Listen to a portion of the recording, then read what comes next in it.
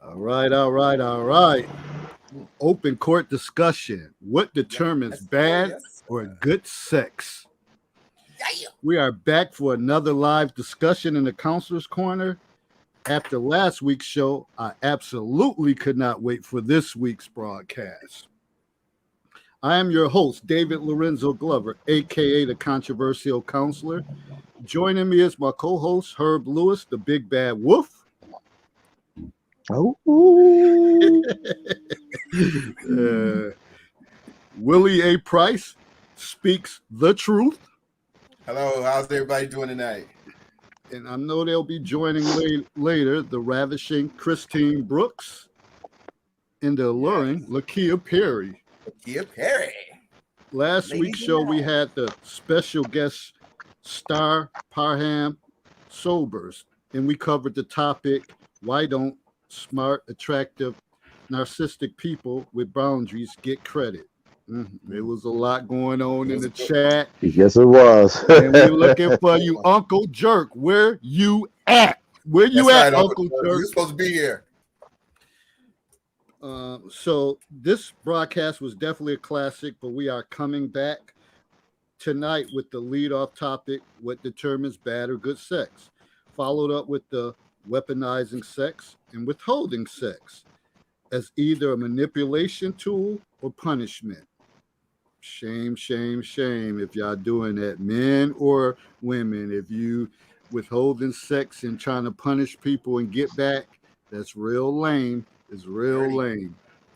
Daddy. Finally, do women want or need men for sex, finances, and protection, or for nothing at all? Because let many of these women that come across in the counselor's corner, they don't need men for shit No. nowadays. So, which I think is totally off key or whatever the case, because as a man, I'm not going to say I don't need a woman. You're not going to hear that come out my mouth. You're not going to hear that. I need a woman. I want a woman. I'm going to say that. And that's just the way it is. I promise you this will be another outstanding broadcast with plenty of going back and forth. Please like and share our video and subscribe to the YouTube channel, The Controversial Counselor. So we're here Yes. tonight. Lots been going on. Couldn't wait, man. I tell you, waiting for Monday to Monday. Like Wednesday, I start getting the itch. Like, man, what we gonna talk about? That's why I send you guys out. Like, come on, what's our hot topic right now? Let's get it going, so we could have these discussions because I know that they're important. But you know, when you're reading the chats and stuff throughout the week, and people say stuff, oh, why are you asking this question, or and they say, oh, y'all trying to divide and conquer, divide again, divide stuff. And I'm like, what are you talking No. about? Like, listen, stuff That's has the to be, furthest thing from yeah, the show. you have to talk about certain things. You can sweep stuff under your rug if you want to and say, oh, I don't want to clean nothing up. I'm just going to take this pile and sweep it under the carpet. Sooner or later, that shit's going to rise. It's going to come up again. But if you clean it up, throw it away, seal it, you may not have to deal with the issue down the road. So that's enough of me talking right now at the beginning. What's good, Willie? Hey, man, life is good. One day at a time. But I really I disagree with people talking about this show is divisive. If anything, I've heard a lot of people say that they've learned and even had second thoughts about things that they were, stuck on as thinking that that's the way things should be. They've actually gotten a different opinion and actually considered things differently from watching and listening to the different opinions. And that's what I enjoy about the show, that we have so many different people, so many different guests coming on and voicing their opinion. So it's not like just you running the show or I'm running the show or Herb running the show or anybody. It's just people putting out their opinions and thoughts and seeing what comes back. And I enjoy that. I look forward to it every Monday. All right. Big Bad Wolf, what's going on with you? Man, it's just another Monday, man. The Cowboys seem to be rolling along. The Buffalo Bills is doing damage. And I said last year, a lot of people poo-pooed me when I said the Kansas City Chiefs were done. And them boys Yeah, is kind of on life support right now, man. So, it's, is looking kind of suspect down there in the Midwest. But we getting some new players on my AAU squad. Happy to coach with them. So I got no complaints, man. Things are rolling along. I'm looking forward to next year's goal that I have set aside, which is to raise $10,000 for the program. So we're gonna see how that shakes out. I'm trying to get the backyard in the shape so I could do some fundraising on property. So everything's looking up, man. Nice. All right. We got Lakia joining us. How you doing? Yeah. Hello, I'm well, thank you. How's everyone doing tonight? All right. Before you get Well, started, Good. go check on that damn bread right now. Right now. No more bread. No more bread. Bread, French fries. Whatever. So he don't have to call you from the bottom of the stairs. Yeah, no cooking. Yeah, no Look cooking. here! You burning up the bread! Look here! I realize I ain't cut out for all of that.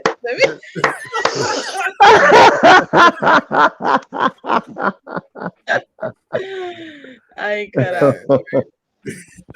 So how you been doing? What's good with you? Doing well. This is an interesting topic you have going on. I had to have my mama help me out with it. She was like, I'm Okay. yeah, You should have everything. brought her on the show. Yeah, I tell her all the time. She's she hasn't come on yet, but maybe one day. Hey, you gotta get her on here. She probably turn it out. You gotta have her Right. peeping. You gotta have her peeping over your shoulder. Yeah, like I miss her. Like, where is she? You know, I ain't gonna hold back. They was trying to cancel culture here. They were trying, but we still rolling. We still Hey. rolling. It's all right. You're doing well, Dave. I heard Willie saying your show is good. It shares a lot of content and conversation, and it's just good. I enjoy it. So I miss you guys when I'm not around. But the funny thing about all the dissension that comes is we always encourage people to speak not only their perspective but their experiences, because a lot of people don't share the same experiences, regardless if we share the same ethnicity or gender. David and I don't always agree. Willie and I don't always agree. So there's always room for people to grow and share, and that's the number one thing that we try and push on this platform is, hey, look. Nobody's going to know about your experiences. Nobody's going to know about what it is that you've been through or how you view things until you say something. And nobody's going to tell you that you're wrong. They may disagree, but there's room for it here. Just to get somebody else's opinion on something, somebody else's views. Yep. And that's always been the angle and approach, just to get that we can learn from each other. Because like I always say, most of the time we around our same circle, family members. So you kind of start thinking a certain way. But then when someone else comes on and you're looking at the same situation and it's totally different, and their response is totally different, and you're like, wow. And then you start processing it. You're like, man, maybe I should take that approach. So it's about learning and growing. Oh, we got the BGS, big BGS tonight, whatever. Yes. It's always a pleasure for a man with his knowledge base to come and join us on my platform. So, man, everything is good. We gonna get going because we got a lot to cover. So I don't want nobody to say, hey, I can't. I tuned in, but I couldn't make it because I go to bed at 9:30 after I drink my little pumpkin spice coffee and then throw my moo and it's lights out for me once I get 40 and over. We know how that goes, so we gonna try to get. Hey, let me give a quick shout out to BGS about something. BGS, I don't know if you've heard, but Donovan's out of the hospital. He's doing well, and he sends his regards for you making the video and acknowledging him. So I think that's something that needs to be put out there. And just a segue. a lot of people think that black men don't get along, whatever our differences of opinions are. And I just want to acknowledge BGS for what he did in regards to another content creator on this platform named Donovan Sharp. He's based out of Philadelphia, and he primarily deals with Caucasian women. But that aside, he was struggling with COVID, and a lot of people think that COVID's, you know, some type of made up nonsense. I just took my first shot of Pfizer, and I'm due next week for it. So I'm gearing up because the winter season's coming around. People, take this stuff seriously. Aside from all the nonsense that you might have heard or whatever the case is, treat this as if your life depends on it, because if you contact it, your life may very well depend upon it. So, you know, I just want to put that out there. Oh, that's true. And I had this past week, probably midweek, I started getting sick, and I hadn't been sick prior to that until like right before the pandemic. I had a bad cold. I probably had COVID, and it wasn't even out like that then, but I was sick. I actually missed a week of work, and my coworkers were like, "Damn, you never miss work, so you had to be sick." But then by the time I was getting well, they had shut everything down, and then I finally got sick the other day, maybe like Tuesday, Wednesday. And I'm like, man, what a difference when you're not around a bunch of people and you're pretty much quarantining or in the house during the pandemic. I've been healthy. Soon as all them little critters come back in there, 900 of them, all of a sudden, now I'm sick, whatever. So I went to the patient first on Saturday, like, I just want to get checked out to make sure that I don't got that. And it came back negative. And actually today I'm fine. I'm back about 95%. So I'm good. It's good. I have a friend of mine. Actually, I had the COVID last year in March, April. I had it, and I was down. I was definitely down. I was to the point where I was actually afraid that if it got any worse, I was going to have to go to the hospital. They were my breathing was like 25%. Good. One day. And so I was really, I couldn't move. I couldn't, my taste is gradually coming back, but I have a friend right now, her son apparently caught it and he brought it home to the family. And right now they're being quarantined at home. And so I know she was telling me, I talked to her today, and she's talking about how she doesn't have taste and her hearing, and how sore her body is. And those are all the symptoms. When your body's really, really sore, you could barely move. And that was me. I could barely move. And so I was just thinking about when you were saying that her son went to school and came home and transmitted it to the family. But her daughter, she and her son have it, but the daughter tested negative. Oh, that's good. Which is weird. But that's how it happens, though. It doesn't always hit everybody in the family. You know, I know we forget that there is the common cold that is still out there. Allergies, sinuses, because that's same for me. I was kind of hit just the other day. I was drinking my tea and orange juice, but I too had COVID last year, and I got my flu shot, which I was totally against it, but I did get it. So when I'm out, I should be double protected. I'm double protected because I had it and I got the flu shot. I bet it better not even come near me. If it does, it means nothing. But yeah, I just have a little common cold, but it's passing. All right, we got Christine joining us. How you doing? Christine. Hi, everybody. How's everyone tonight? Good evening. Good. Well, That's good. We're sharing COVID stories right now. We're about to wait for you to come so we can get into the sex talk. I'll get the COVID talk. We just go straight to sex.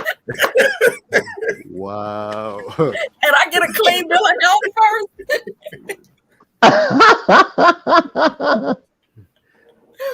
Well, we without further ado, we gonna go in. Well, let me ask Christine, was anything good with you? You want to report or talk about before we get into this? Everything's good with me. Okay. Always. Like to hear that. So, first thing, what determines bad or good sex?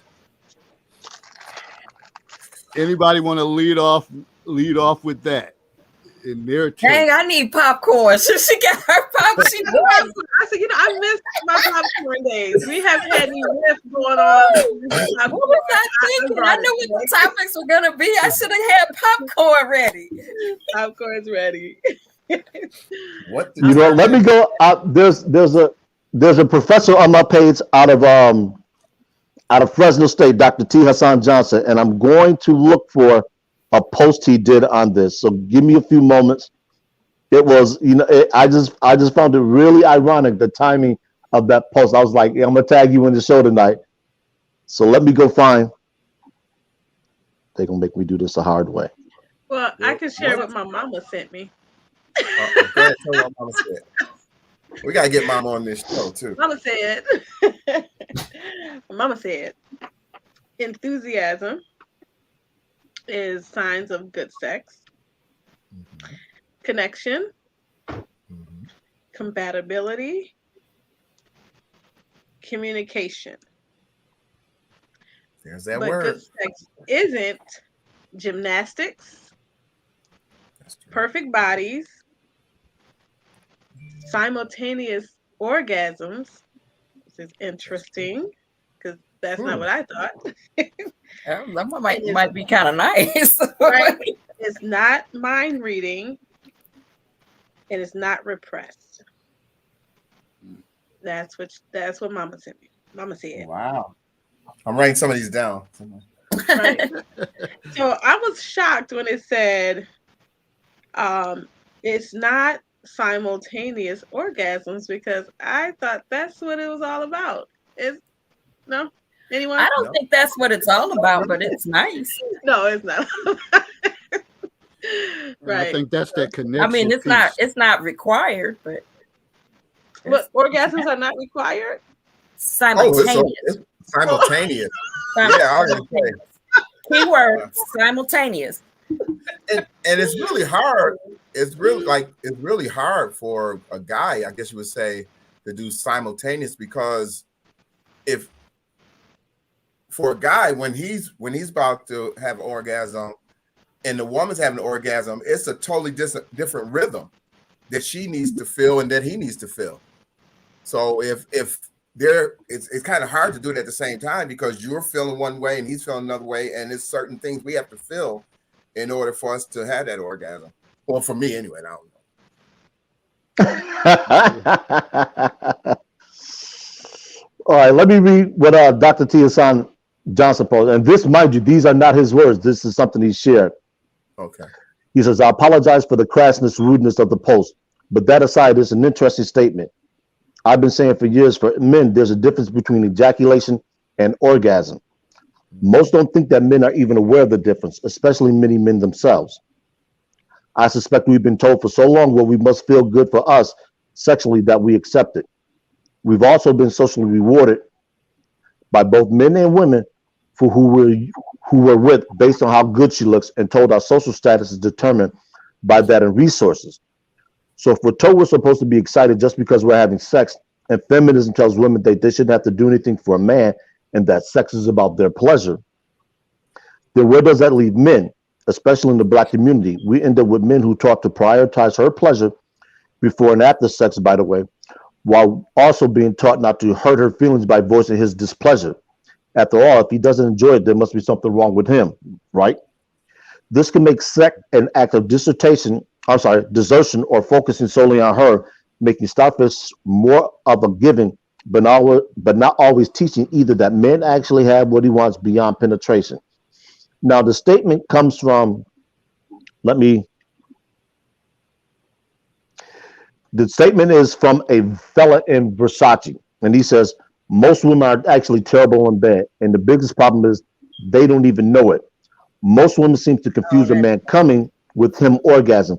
If we're being honest, many men rarely reach climax in sex. They just come. And that's what Dr. T. Hassan Johnson was talking about. So I just figured it was an interesting segue, because most men, especially Gen X, younger men, have never really been sat down and taught about their own anatomy let alone the physical anatomy of a female. So more often what they learn about sex is trial and error. And we all know, just as Willie said, granted, we're anatomically the same, but physiologically, we are all different. The same thing that excites me may not excite Willie, may not excite David, and I'm sure the same thing that excites Christine doesn't excite Lakia.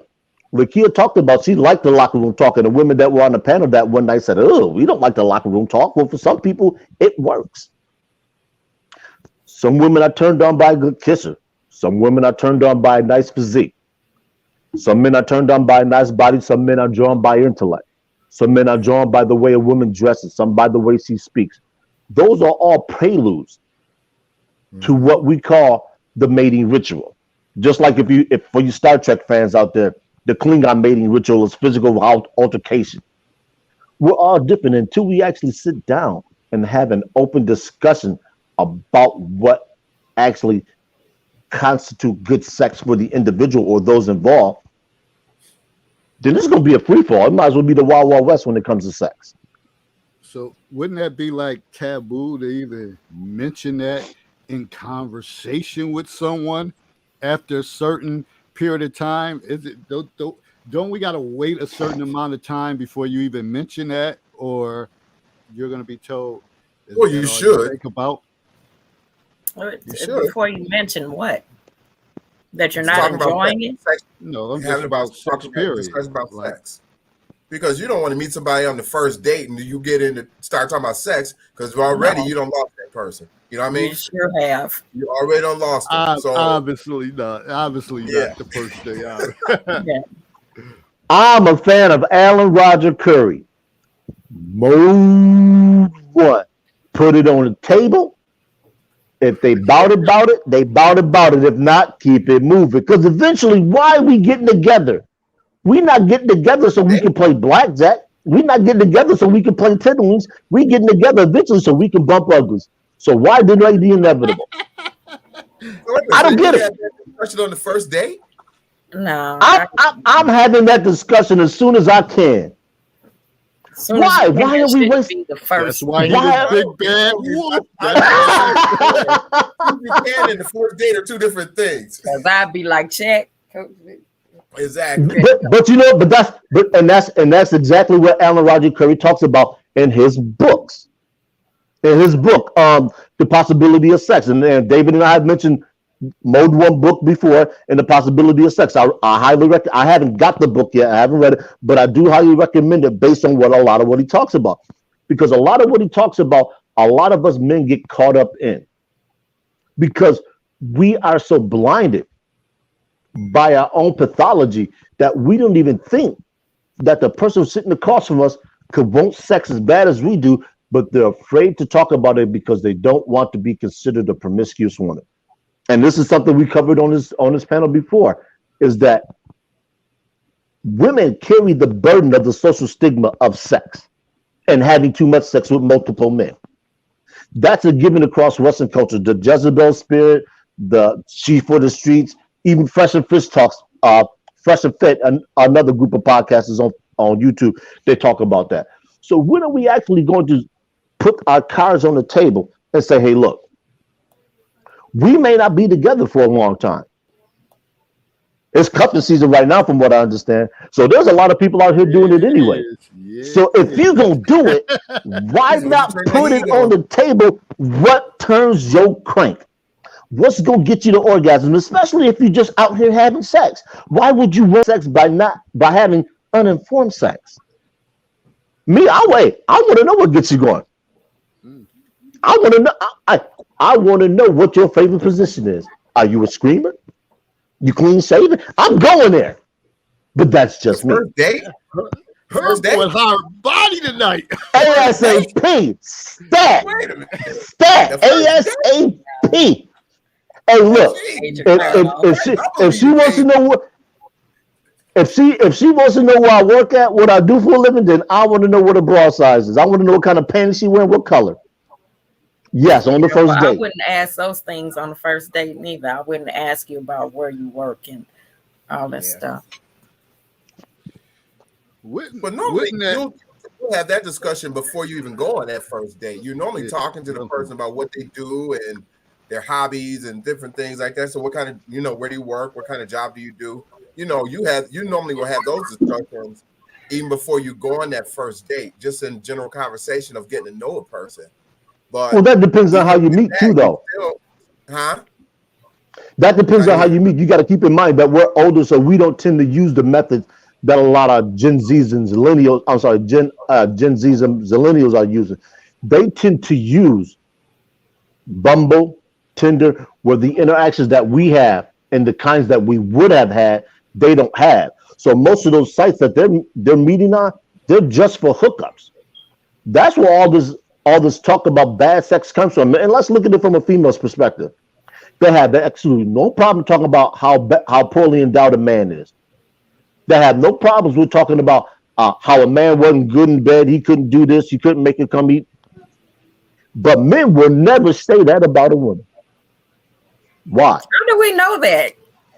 I mean, how do we know that? I mean, because for most women, if they're talking about that, they're talking to each other. This is not a conversation that they're having with other men, with men. No, not with other men. That's a conversation they're having among their close friends. Women, right?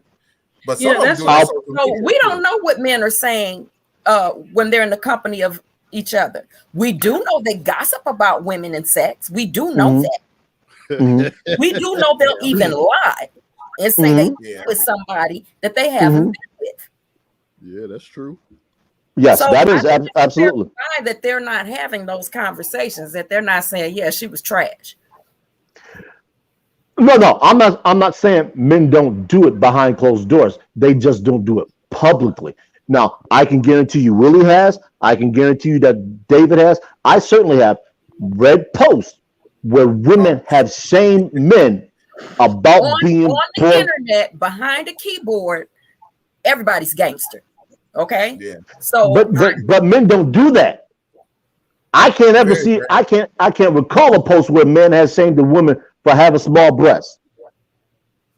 I can't recall online all the time. I see. No. But that's what I'm asking. You're saying it doesn't happen. I'm saying I know women do it. I just don't see men do it to the extent that women do it. I've never seen it. I've seen women do it. That hypersensitive to women. Say it again. You would be more hypersensitive to women doing it, so you would notice it more. As women, we would be more hypersensitive to seeing men do it. I think I do. I kind of agree with what Herb is saying, because I can see for women, we attack men in the areas that we know would mess their ego up, and the size of their penis or the ego, or the lack of their we're quick to like no penis having your Okay, so that becomes an argument you're having with a specific man. Well, no, what I'm saying is women do that publicly as opposed to men. Yeah, that's true. I agree. And I've seen posts recently. There was a post where people were talking about older men dating younger women, and that was what you saw. A lot of the women attacking the men, the older men, saying, "Well, that's their penis and their big old bellies, or all they using is their money to get they was using all these things." And what were the men saying about women ad nauseum? They were saying, "You're old. Nobody wants you. You're not fit. You're stubborn. You're stuck in your ways. You've been ran through." All of that was said.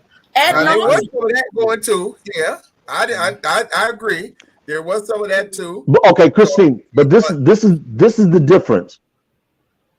That's not an attack on a woman's anatomy. That's the difference. Attack on a woman's anatomy. That's not that ran through. You have no walls. That's let me ask you a question. Anatomy. Let me ask you. I'm just saying. Let me ask you a question. Yeah. Can every woman on this planet control how much she weighs? I don't have an answer for that. Can every man control whether or not he has a belly? The answer is yes.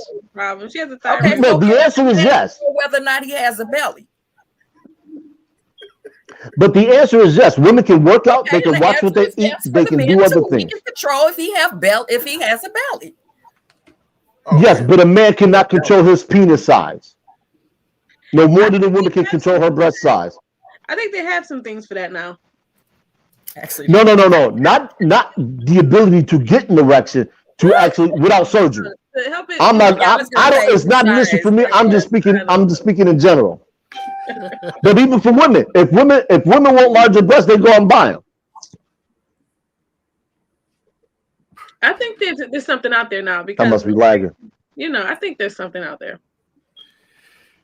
It's like the suction thing. It's like the suction thing that sucks it and then it makes it help you get longer. Right. Ain't Yeah, nobody- but yeah. Ain't no man with real pride gonna go through that Penis shit. pump. Yeah, For real. they do in It's private. called a penis Yeah. pump. I know a guy that uses one.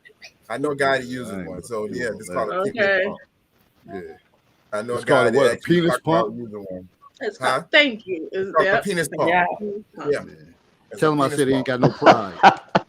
He ain't got don't no either. pride. What's wrong with, wait a minute, what's Yeah. wrong Tell with him a man C2 trying to said help that shit. He ain't got no pride. What is wrong with a man trying to help himself get a little better in size? There's nothing wrong with it. That's true. shaming. That's body shaming. Oh, stop. Is that a way to call it? so tired of that phrase. I'm so tired of it, man. For real. Tired Yeah, of that's the pride phrase shaming. body shaming. Yeah. Pride shaming. I think it is pride shaming. That's what I'm trying to say. Pride shaming. Yeah, pride shaming. These are things, David. What do you mean you tired of it? You tired of toxic? You tired of body shaming? What was this? Tired of Another one you I'm tired just of? tired altogether. I hear you. No, I'm just saying, like, come on, if more than likely, and I'm speaking on a level in the school setting, and I just think our generation, we heard it all. We and I know now that the social media and the memes and stuff, people put stuff out there, so it's more brutal. So it's kind of hard to compare those generations. So I probably got a closed lens right now. So I'm gonna humble myself and move off that subject.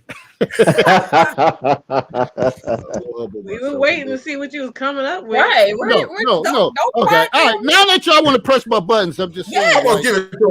Give it to him, All Dave. of them. Give it to him, if Dave. you know you big or whatever, you know that before somebody else say that. So we live in a culture also where everybody, not everybody, but because I know many of y'all are in absolutes, and I don't get down with the absolutes, but you feel like victimized. So everything. So so now this is my excuse to say that. Yeah, I know I'm big. I know I'm big as hell. Somebody called me out on that. Unfortunately, we can't control everything someone says. People live in those times now that, like, okay, I don't want nobody to really be truthful of what they say or what their feelings is about me. So I'm just saying that, be real. If you know, if you know you're big, you know. I know before I went on my little journey, I was fat as hell. Fat as hell. And if somebody would said, shut your fat ass up, I'd have said, yeah, you right. You right. So you decide to do something about it. You would have just said, yeah, you right. You probably would have came back on it. I'm gonna always come back. Right. But when I walk So let's away, not pretend like it's not, it doesn't have an effect on but you. when I walk away, I'm gonna say, damn, okay, like, yeah, it's time. It's time. No one said that to me on this journey. I knew it was time when I went to and I got on the scale. I'm like, holy shit, like, I'm about to die. I'm not saying what motivated you for this. I'm saying if someone came at you crazy, you're going to come back. I'm going to come back because that's just how we do it. Like, that's the culture of the era we grew up in. Oh, you want to play? Oh, we going to come back. I'm going to come back even slicker, and I'm probably going to get you better because my stuff going to be more extensive than yours.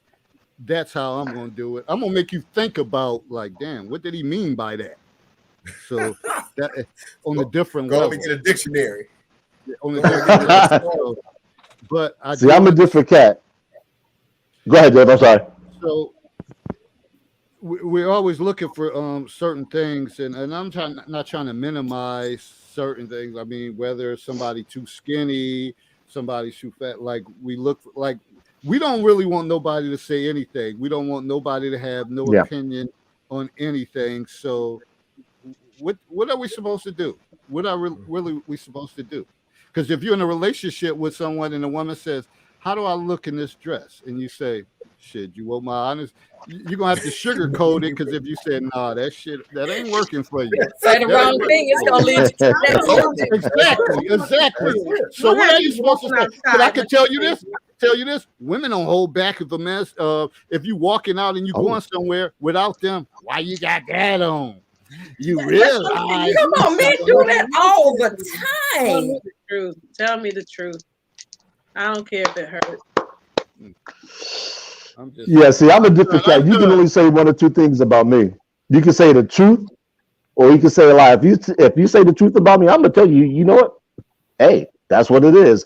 People try to pick on me all the time about my receding hairline. I say, look, I'm 50.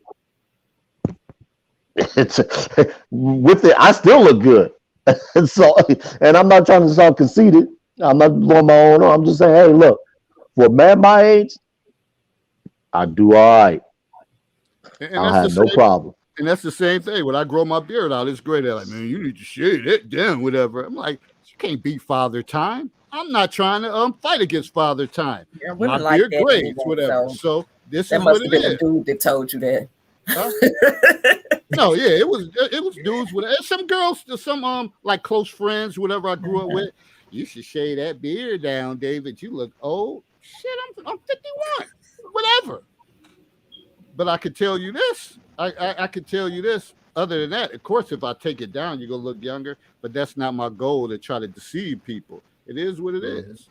It is what it is. I don't think Well, it's being I'm trying to deceptive. deceive them. It's I different don't care. style. I'm trying to see Yeah. what. I'm trying to deceive them. Let's just say it's not deceptive. You choose not to have hair on That's your how you can face. pull them young gals. Not too young though. I don't want them too young. I don't want them Willie, my you age, said but I don't want them you too said young. no. This what you said, Willie. You Uh-oh. said you don't want nobody. Did In you the say 40s. 44, 45 and up. 45 and up? Yeah. So that was your limit. 45 Right? to 51, 52. Right around in there. All right. Somewhere Shout around out in to there. Sir Anthony for joining us. We salute you. Thanks for joining us tonight. Anybody else? Sir Anthony. Oh, Anthony. Okay. Where is Uncle Jerk at? Yeah, man. He didn't. Oh yeah, he was supposed to show up today. He was supposed Yeah, to he be said he's gonna come on with us tonight. He hiding. faking Jack. Yeah, you know how jerks are. So Marcia said, let me look. She said, for a woman my age, I know that I look good because I have that much confidence in myself. Okay, now Marcia. You know, I don't. You know, one thing I'm gonna be honest about. Sometimes, as a woman, I do kind of get second guess because I'm not as skinny as I used to be growing up. I've always had that hour shaped glass figure. I still have it to a degree. But there's some rolls in there I don't want. I'm gonna have my liposuction. I'm going to do it. I'm going to take the leap. I'm going to do it. I'm going to do it. But that's the only time I think I feel a little less confident in those areas, to be honest.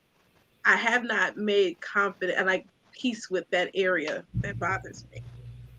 And I think that I don't know if that, can men feel when a woman projects that? You understand? Like if it's a man, can you do you mean while being intimate or without being intimate?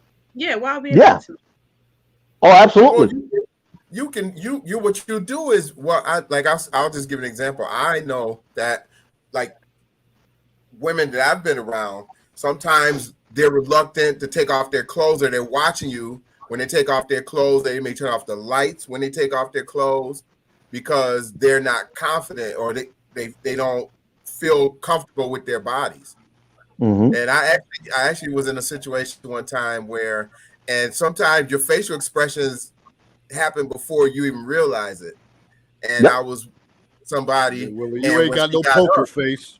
You You ain't got no poker face, so I already know. But go ahead. When she got up and walked away, it reminded me of my grandmother. My grandmother used to have what we used to call coochies on the back of her legs. You know those the fat in the back of the legs that look like coochies. And we Uncle Jerk is here. And the girl got up. And the girl got up and she had. And I saw it, and it reminded me of my grandmother. Oh my God! And the expression on my face, she turned and looked at me, and she said, "You look at me like you're so disgusted." God. And her whole confidence just went. So like she would never be dressed in front of me no more. She'd always turn the lights out, and we eventually end up not hanging out no more. But were you turned off by it? Does it remind you of your grandmother? It did turn me off. It did turn me off. She said he looked at her like he was disgusted. So that was all over his face.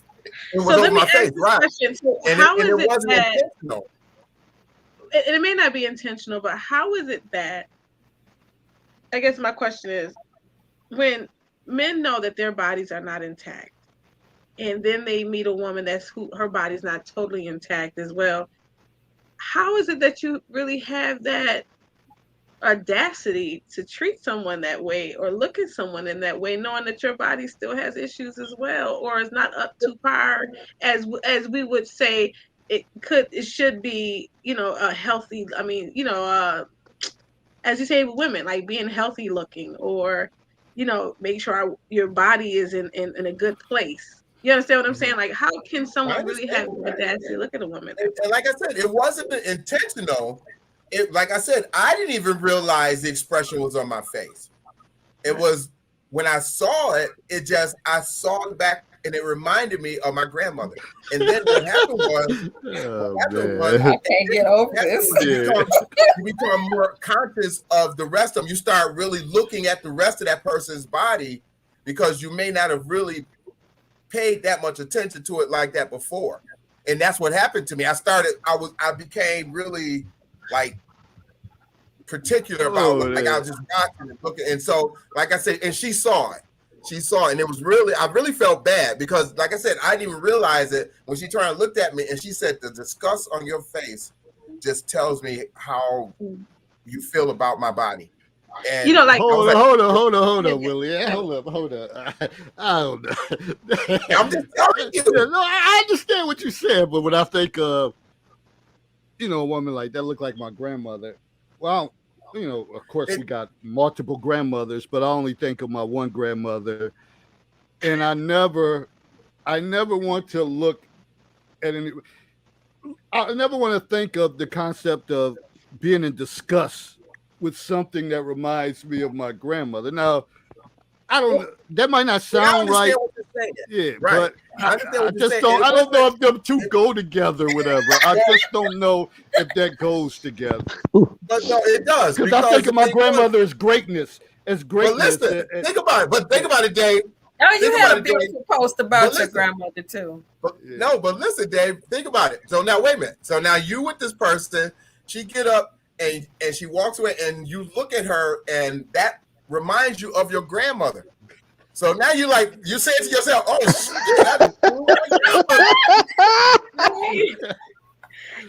She getting older. You felt like you were just intimate with her. Your grandmother shouldn't even pop into your mind. It reminded me of. Yeah, it reminded me of my grandmother, and I was like, "Oh shit! I just was with my grandmother." I had a really, you need a spot on the couch. You need a spot on the couch, man. For real.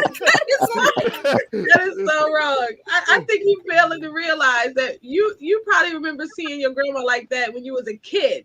You're 50, but you're getting to the grandma age past that grandma age where women gonna But when be you a looking like kid- grandmas these days. But So when you're a kid and you see older people and they had those, me and my sisters would say, "Look, I have grandma, she never got even coochies." heard that term. And we used to say she got coochies in the back because it looked like it was just these indentations in the back of older people's legs, and it was all like. And we used to say, "Look at grandma, she got coochies in the back of her leg." Oh So my when God. this girl got up and she walked away, that was the first thought that popped in my head, and the disgust was like, I was with my grandma. Oh my God. I just can't she with turned this around and man. she looked He's at her. horrible. And she was like, the disgust on your face. And she was like, the disgust on your face looking at me. And I couldn't answer. I couldn't explain it. I just was laying there like, I was like, what? But I couldn't explain it. And I knew when she said it, I knew it had to be an expression on my face because I knew I was looking at her in disgust. well, I saw Sir Anthony try to give me some pointers. I saw that 15 minutes. Listen, Linda. Listen, Leroy. Listen. I don't have time to work out. Should have called him Melvin. And I'm gonna stand up because I'm not a bad shape. This dress is like this is my shape for real. Okay, I have a good shape. It's just So the why? stomach. It's just What the do you- Why stomach you been liposuction? because I don't feel like doing. What you think gonna happen once you had a liposuction? You think you're gonna It's just gonna be better because my eating is good. This is from having children, and my eating is good though. I don't overeat. It's Uncle just Jerk how- in the house? Uncle Jerk in the house. Uncle Ah! Jerk, click He's supposed to be on that on. link, man. Click on He's that link. supposed to be on. Where are you, Uncle Jerk? We supposed to see your face.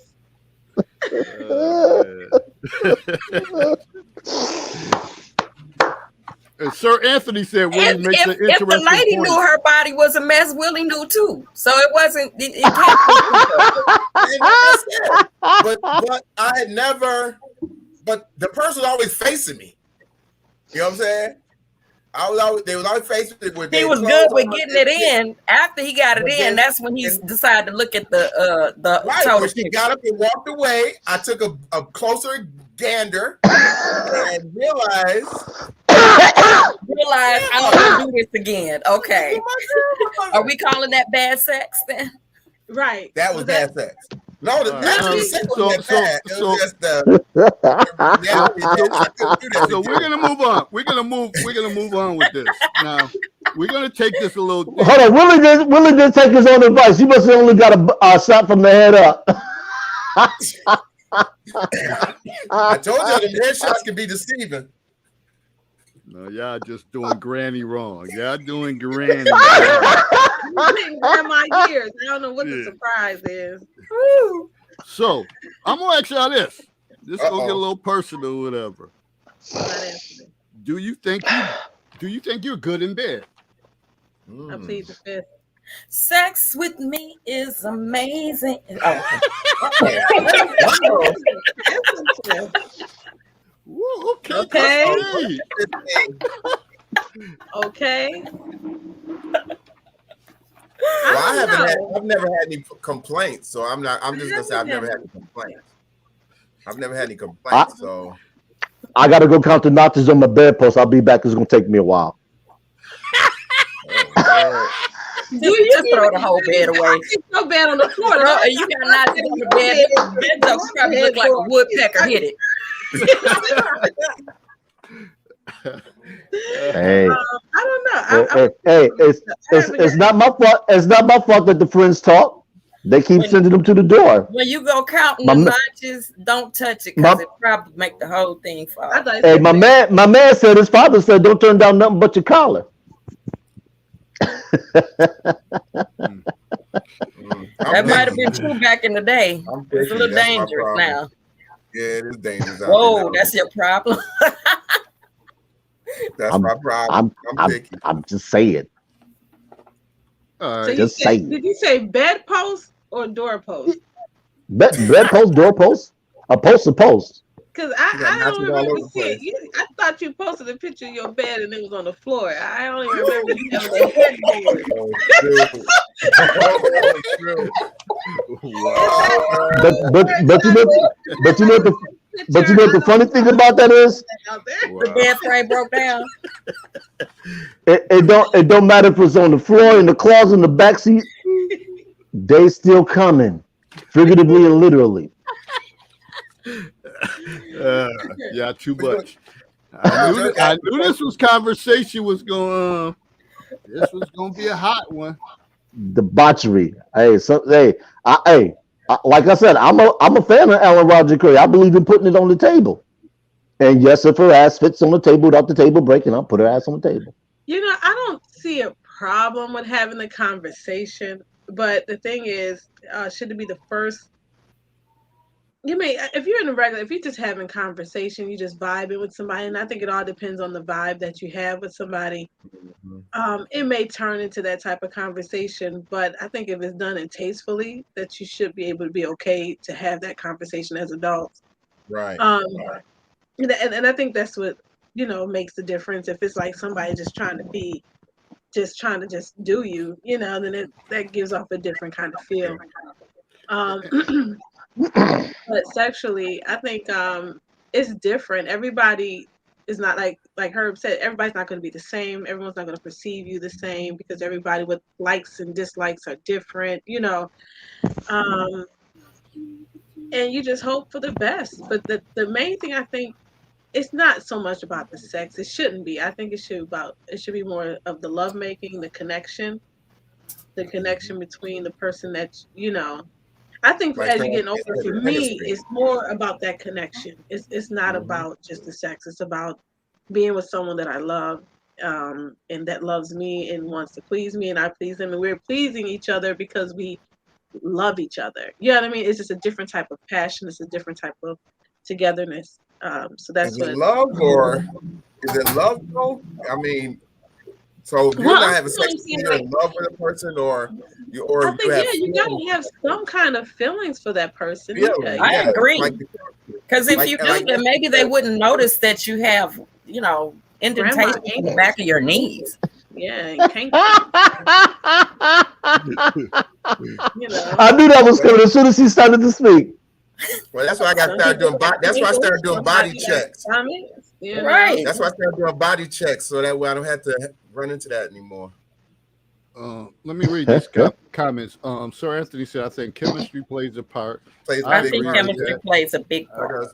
I agree with that. And the connection part. And like Lakia said, almost like knowing your personnel that you're dealing with, create like as far as the communication. If you know, like, okay, this person, it's not malcontent that he's saying that, whatever. It's just a smooth flow. So I don't mind us having this conversation, but it could be someone else, and you're like, yo, this don't feel right. It's a different feeling with this person bringing it up compared to this person. So let me read some other comments. Uncle Jug said, I once paid for sex and got mad and wanted my money back when she came. You've been had, Uncle Jerk. You've been had. That was bad. That was trauma on your ass. That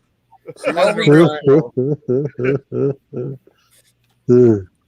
And Vicky Moore said, sometimes sex is just about sex. And she said, everybody thinks they have good sex. One of her other comments. And that's true. Everybody think their stuff is gold, platinum, or whatever. Something like that. No. But I agree with her. Sometimes sex is just about sex, but even then, when it's with somebody that you already are involved with and already care about, you know, it's hot. Yeah. When it's just about sex. If it's just a stranger and you're with somebody, but then that tells you that person, they have some other problems anyways. Normally, if you meet a person, you straight out having sex with them, you've got some other issues going on anyway. Wow. Whether, you know, it's not just, even though it's just sex, you have some other thing because you have that, maybe that you don't want to connect to anybody, I would say. So because it's just I would agree. You know what I mean? You don't want any connections. Right. You don't want any connection. So you're just having sex with a person and you go about your business. And you don't try to find out what they like. You don't care if they came. You don't care, as long as you got yours, you gone about, and that's what I wrote this down. What did I write? Oh, selfish lovers or selfish sex partners. A person. I think that's bad sex. Yeah. I think a selfish lover is bad. Would equate to bad sex. Yeah. I took a class at UB. And it was called what's it called? It was a sex ed class, anyways. So the instructor said one of the ways to really get to know your partner, if you're a person you plan on being with and you want to be intimate, is to do a game where you blindfold each other, and you blindfold them first, your partner, and then what you do is you touch them. Is there handcuffs involved in this? Huh? Oh wow! Is what? Wait a minute, Uncle Jerk said you look like you wild as AF. You don't. So he might be on to something. You touch them, and you can touch them with whatever feathers, hands, with balls, different things. But you can't touch them in any of their intimate places. You can't touch their breasts, and you can't touch their vagina, but you touch other areas to learn that person's body. And that was the part of the premise was that, most of the time when we have sex with a person, we go right for the sex. We go for the breast and we go for the vagina. But if you really want to know your partner, you go for areas that you don't normally go for and see what arouses them without having to be intimate with them. And that was something he had suggested we do as an experiment in the class with your partners. And I thought it was really interesting. I tried it and it was really interesting. So that allows you to get to know a person without being intimate with them, because you weren't allowed to touch any of their intimate areas. You were only allowed to touch them, and you can kiss them, you can use a feather, you do different things to see how you can arouse them without touching their breast, the place that you normally would arouse a person. And I thought it was really interesting, the course that we took with this teacher. So any of you guys take some notes there. Let me read this comment. Someone, a Facebook user, said it's the intimacy. It starts with connection with the person you're having sex with. The foreplay that leads to it would make sex amazing. I think I agree with that. I agree totally with that. Well, that's basically what I just was talking about. That foreplay, yeah. But without touching the intimate parts, because that's with most people, they consider foreplay just going right in and touching the parts that they want.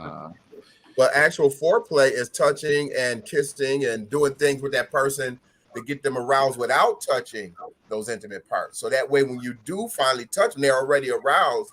And when you do touch those parts, whether it's hands, mouth, penis, whatever, they're already there.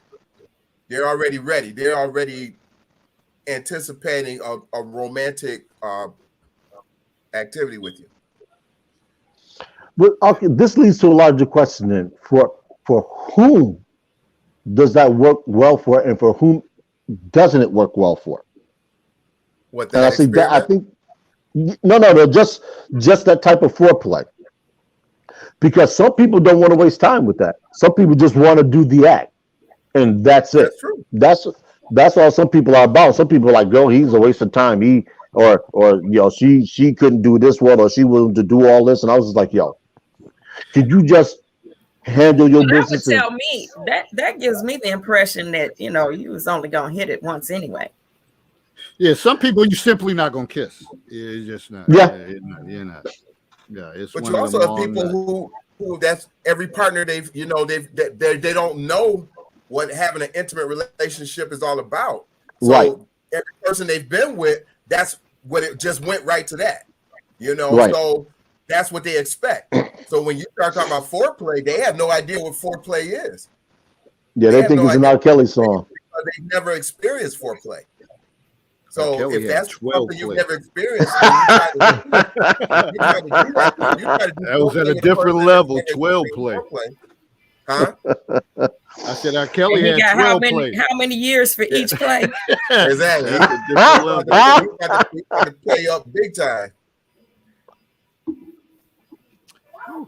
All right, we was Kissing cooking is on love. this subject. I will also say that good sex is when both parties are into it. Bad sex is when you got somebody just laying there, Yeah. Okay, so just laying there receiving. So that leads to this point. Whatever. Have any of you ever had bad sex? And what determined bad sex? I know, Christine, you just said what does it for you, but any of the other panel members are like, what determine bad sex? Wait a minute, David, you got to answer these questions too. I'm just Hold up, G. Hold up, G. David. David. Do the students when in the class when the teacher said and they say you got to answer these questions too? No. David, have you ever had bad sex? My position. I earned my position.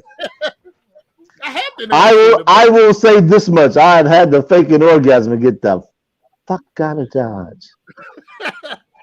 Shit was terrible.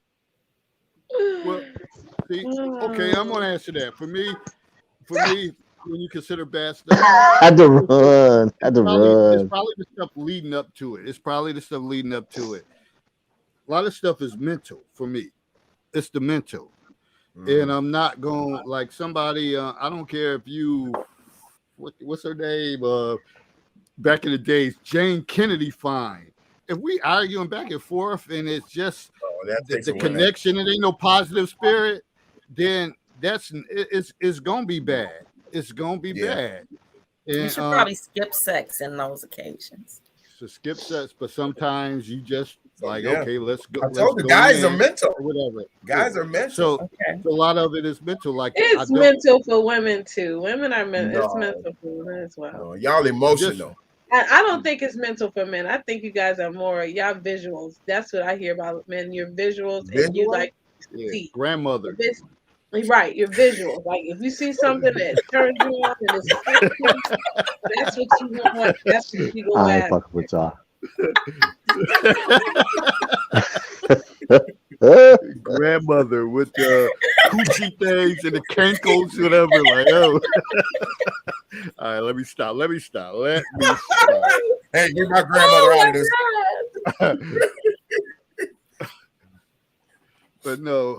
But go ahead. So, Lakia, you were saying you think we bad sex visuals that you're turned on by what you see. Not so much. Men are? Mm-hmm. I'm not. I'm drawn by what I see. It's still more mental. I think men are more mental because we think, like I said, we can have sex even when we're upset with you. Yeah. A woman's not gonna have sex if she's upset with you. So set that down. If you're still upset, then that's not mental. That's more visual. You like, or that's more. No. Mentally, we still saying we're gonna do this because to us it's the act. Yeah, it's not so much the emotion. We're upset. We're still gonna be upset when we finish too. Yeah, it's hard. It's so for men, is it just because it's available?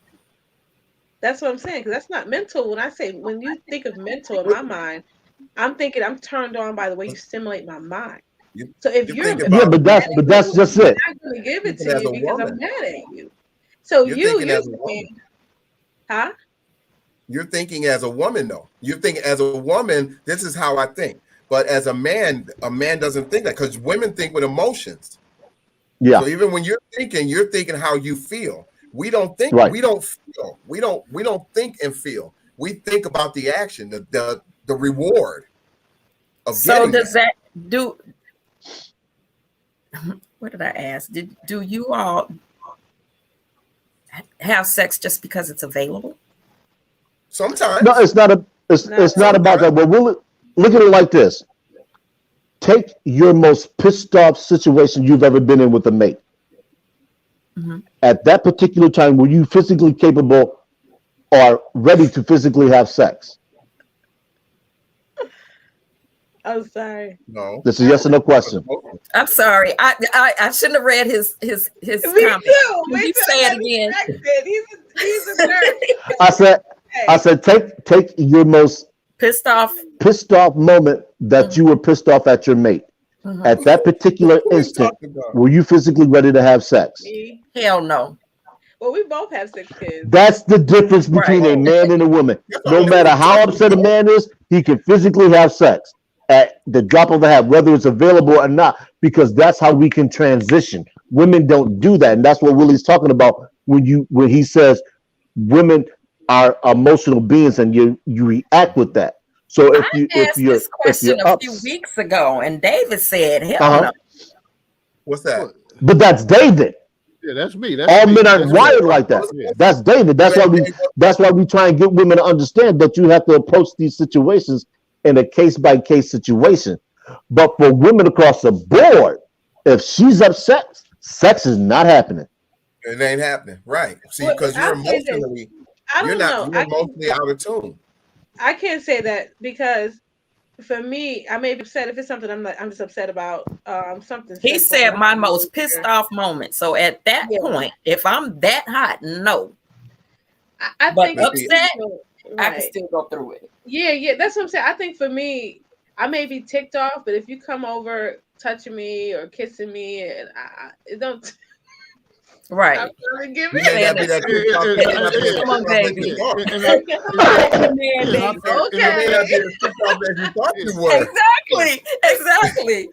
And I think that depends on the man. If he knows, Okay, you like, get on my whatever, nerves though. Right. if he knows your weaknesses, see, he can exploit that. Right. Right. Just like as a woman, if you know a man like, okay, he act like he really mad, like he big mad or whatever, he mad, but I know what I could do. What to do? He'll What to fold. do to get him He'll going? fold. That's right. And That's every right. time, if you got matter that, how over, mad he is. he's gonna fold. He gonna fold. Right. No matter Like, how oh, mad he is. Even if she got them granny cankles and all that, he That's may right. fold. Gonna knock it out. And knock them kinkles right out of there. So understand that, women. Understand that. You don't have to have the perfect body or whatever. No, you don't. It's just about a lot of it is mental. A lot of it is mental and knowing your personnel. Like, I know what makes him tick. I know what I could do to get him going. If he's in a bad mood, I know I can change it. I know how to cheer him up. Yeah. He had a bad day at work or he had a rough week at work. I know what to do to cheer him up. And there's always sex. Some kind of sexual involvement. It ain't That cooking them approved. dinner, give him a car. No, But that ain't I happening. do believe. Let me ask this question then: if, like you're with someone, like let's say that you were with someone previously, y'all broke up, and now you're with someone new, but you still are into the one that you used to be with. Mhm. Can you What really about give yourself to the new person, like fully? You know, This is a question for the men. yeah, it's for the men. What do you mean fully? Like, can you really give yourself to the new Are woman? you really knowing that present you- in that new Yeah. Because sexual Yeah. experience? Are you Yeah. really present, or is your mind kind of like? and it could be for a number of different ways. And y'all know I got stories, but I ain't gonna tell Yeah. that one. But anyway, Oh, man. When that grin spreads across his face, he's got a story. What you said you Bring had a it story? on. We got to hear it. Bring it on. I'm gonna get a well, snack for that. I told you I had a stalker. How did I get I had a snack? stalker. I got some I had a popcorn. stalker, and when I left her alone, I was dating someone else, and I got involved with someone else, and I really cared about that person. I really liked him. I was with him, and the stalker showed back up and asked me to meet her, and I did. And the thing was, even though I was the stalker even showed back up, I still was thinking about the stalker and wanted to be with the stalker, but I was with this person. And I was into that person, even though I was still thinking about that person. I was still intimate and trying to make the best of that with that situation. And You were sometimes making the best and of this- that situation because why? Because you were still thinking about the other person. And so let me. Okay, this is so the then bad you part weren't about it. you weren't completely present. But listen, I was gonna say, but this was the bad part about it. Sometimes I would imagine that I was making love to that person, the other person, and being with her, and that's what made it work for me with her sometimes, because I would close my eyes and imagine that I was making love to the person, the stalker. So you wasn't. So that's why connected when the with the other stalker one. wanted to come back, I had no problem going back and being with her, because I was always thinking sometimes that I was with her anyways. So, but still, what Lakia is saying is the same thing. So, you were able to be present with the stalker again, even though you were involved with somebody else. It was Yep. the somebody else you weren't present with. You still weren't present. Your mind And I was still on. cared about that other person too, the new person. And when the stalker disappeared again, and I went back to her, and she found out that I went back to the stalker, she was really upset, and it hurt her, and it hurt me. It hurt her, and I was hurt because I could see the hurt in her eyes, because she really cared about me. And although she knew that, she knew I still had feelings for that other person, but when she found out that I went and did something with that person, it really broke her heart. And so I could see that, and that's what really hurt me. And like I said, Y'all is laughing. This is awful. What did I miss? No. Oh my goodness. Oh my goodness.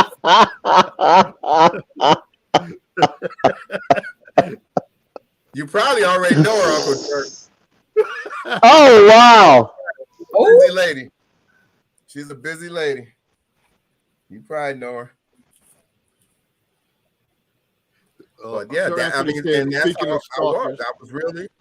I was, even though I was with somebody else, and I really enjoyed being with that other person. We did a lot of things, we communicated, but because the stalker came into my life when I was going through the depression from my ex-wife, from my divorce. And so that was the bond that we had. And so I had kind of latched onto her after my divorce. So even though when she disappeared, I went to this new relationship, but in the back of my mind, I still was thinking about the stalker. So sometimes I would imagine that I was with the stalker when I was with her. So somebody last week said, Willie, you were sprung by the stalker. I was. Hey, it happens. All right. Okay. I'm not gonna, but remember I also said, I think you're actually okay. Remember what I said earlier? I said you can love a person and not like them. Yeah. And that's what I was talking about. I love her, and I kept trying to say I hate her, and I didn't want to be bothered, and it drove me crazy the more I said that. But once I said to her, I said I love you, but I don't like you, and now I can't be around you. That broke the tie. That's what broke it for me. But before all that, I kept trying to hate her, try to avoid her, all those kind of things, and it made me miserable. And I went through a lot with her. And like I said, she was, and I call her a stalker because she knew I was hooked on her, and she would leave and for 6 months, like I told y'all, and it's like 6 months she would pop up like she just went to the store, come right back, and I'll be right there waiting. I was sprung. So as Uncle Jerk said, she had that fire. She did. Forest fire. So people may wonder, like, what makes it fire compared to the next person? The connection, the communication. It was just like I said. One of the things was I was in a depression when I met her. I didn't leave. When I met her, I wasn't leaving the house. I wasn't doing anything. I was so depressed from my divorce. But when I met her, she came and we just connected, and we had a lot of similarities. We had a lot of things. We talked and hung out, and so she got me out the house, and we just did a lot of things. And then all of a sudden, she saw, because she's a narcissist, and that's why I enjoyed last week's show. She was a narcissist, and once she saw that she had me where I was into her, she just jumped. I don't want to be with you anymore, and just disappeared. When she would find out how into you, that's when she would disappear. When she would find out how Once she saw that I was Into really her, you were. right. That's when she would disappear. She was like, I don't want to see you no more, and just disappear. And she'll go date other guys and whatever. And then when it didn't work out, she'd just show up 3-4 months later, 5 months, and then it became a 6-month thing. She disappeared for 6 months, then she'll show up, and I was right there waiting. I didn't date anybody after that one person. I didn't date anybody after that one person, the one that I said I did start dating. I didn't date anybody after her for like over a year. For a year. And it was crazy. Man. we made each other's toes curl. That was actually the best part of it, was the sex. I think that was the best part of it. Was the sex. And that's what kept me going. But then, like I said, after her disappearing so much and realizing that, okay, when you disappear, you ain't sitting at home watching TV. You doing the same thing with somebody else that you was doing with me. And I know what you was doing with me, so I sure can't be messing with you. Some sugar plum face dancing in your head, huh? Man. So Anthony said she is for the streets. Straight up for the streets. And she probably watching this show because I ain't heard from her. She showed up about 3 weeks ago and was all talking some craziness. And I think she must have saw this show and I was talking about her on it. So she knew it was her. And I ain't heard from her since. Hey, it is company. You never know. She might show up at your door on the road. Yeah, if somebody just said, "Will, if she knocked at your door right now, you would say, gotta go." Would you say, gotta go? What if she showed up? Yeah. No, I told you. Once I came to the room, because I was trying to hate her. I was trying to hate her, to make myself leave her alone. But the more I hated her, the more I missed her. That never works. Yeah, it doesn't. The more I hate her, the more I missed her. Once I told her, I said, I love you, but I don't like you.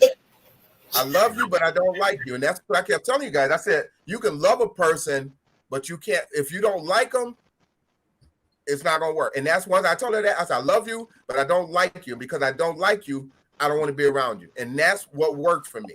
But the whole time when I was trying to hate her, I kept missing her because hating her made me think about her. Yeah. It made me think about the things she did to me to make me want to hate her. Everything I was doing to hate her made me think about her even more because I was thinking about all the things she did to make me hate her. The thing about that is when you hate somebody and you spend that energy, typically you're not over it. You're not over the situation. Exactly. When you okay with it, like, okay, we cool, she show up, we fine. That's when you can move past it. But trying to force hatred on someone that you really want them in your presence, it never works. That's what happened. It never works. That was me. People, it never works. Once I said I love you, and that's all I said, I love you. I probably always will. I said, but I don't like you. And because I don't like you, I can't be around you. And once I said that to her, I was good. I was good. Everybody, Willie, everybody got concerns. You might have to have a whole show about her. So a whole show about Willie and the stalker. Yeah, she said, Willie, you talk about her way too much. You're not over her. You talk about her every show. Every show. I was still working it out. I'm good now. I like talking about her. This is like therapy. See, but back then I was still go sleep with her. And when she show up, I sleep with her, but not anymore. No. And so she realized that was the thing. She knew she could come back and I would sleep with her and do things. Nah. I actually think Uncle Jerk is right on that. Love ran her off. That she didn't want no parts of that. Yeah, that was the thing for her. She was afraid of somebody loving her. If you have a person that's never been loved before, and they could see that you loved them, you really cared about it, and I did. And every time she felt herself getting close to me, she would disappear and go be with somebody who she knew. Right, and go be with somebody who she knew didn't love her, that didn't care about her. But Willie, did you really love her? Because you expressed that you were you were going through a state of depression with your wife. It seemed like she was convenient at the time. I love things about her. I love things about her because she did things so much. All the things my wife wasn't doing in our relationship, she did, and more. Hey. So it made me love things about her. Hey, But then, like I said, once she disappeared, she was doing those same things with other people, and that's what made me hate her. Doug Ruffin, you know Doug Ruffin, big in productions and all that. Doug knows her. My man, Big Doug from Buff, he said there's a new segment of this show. It's called The Willie Moment. I agree, Doug. I agree. It's Stories by Willie. Doug knows her. Doug knows who I'm talking about. Uh-oh. Oh, man. Doug, my man. That's my man there. But yeah, so I mean, we gonna switch gears a little bit. We gonna switch gears. I mean, we could go to the weaponizer sex. Let's discuss whatever. But the kid got this look on her face like I'm just listening. I'm just listening. You taking notes? It's real though. It's real because we've had discussions where we say you shouldn't like kind of jump from relationship to relationship. Giving your time to heal, to be whole, because if you don't, then you do find yourself messing up you could find yourself messing up the next person. You're trying to use the next person to get over the last person, and it just causes trouble all around, especially if you haven't let the past go. So no, that's good. Somebody else who don't deserve to be hurt. Right, then which at least you had to make peace with it for you to be able to move on, so that's a good thing. And that was one of the things I felt bad about, is that I hurt this person who didn't deserve to be hurt, because she really cared about me, but because I was still stuck in that situation, I ended up hurting her, even though I had no intentions of hurting her, because I really did like her, but it was just a different situation. Yeah. I guess dating and all that stuff is like a game of Russian roulette. You just never know what you're gonna get yourself into. It is. Mm-hmm. You got to. And that's why you have people nowadays. People are so afraid to really let all their guards down and commit to a relationship, because you always got one eye open watching for something to go wrong. Because so many people have gone through so many things. So many people have trusted and accepted a person and said, okay, this might be the right one for me. And they let their guards down and give themselves wholeheartedly to that person, taking a chance. And that's what it is. You're taking a chance. You're trusting that person. And then to find out that they're not as committed or as honest about their commitment as they claim to be, or as you thought they were. And to me, it's a lot of work, whatever, when you think about it. When we look at the demographics that the people probably tune in on this show, they're more than likely they're 40-something and higher.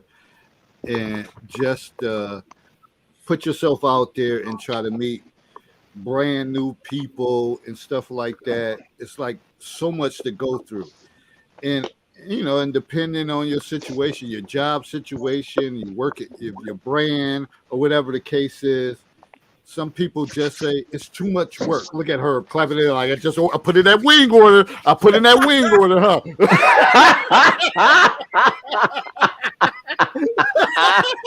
Got it coming in early. I'm just messing with you, Herb. And you want to fall off. You got to think about too, the older you get, the more difficult it is to date a person. Dating isn't what it used to be when we were younger. We were out in clubs, we were out in social activities. As we get older, 40s and 50s year olds, we're not out there in places looking to, meeting somebody to date. Normally, if you meet start a person, looking at different places, Home Depot. Yeah, exactly. Exactly. Home Depot, yeah. Home Depot, a funeral.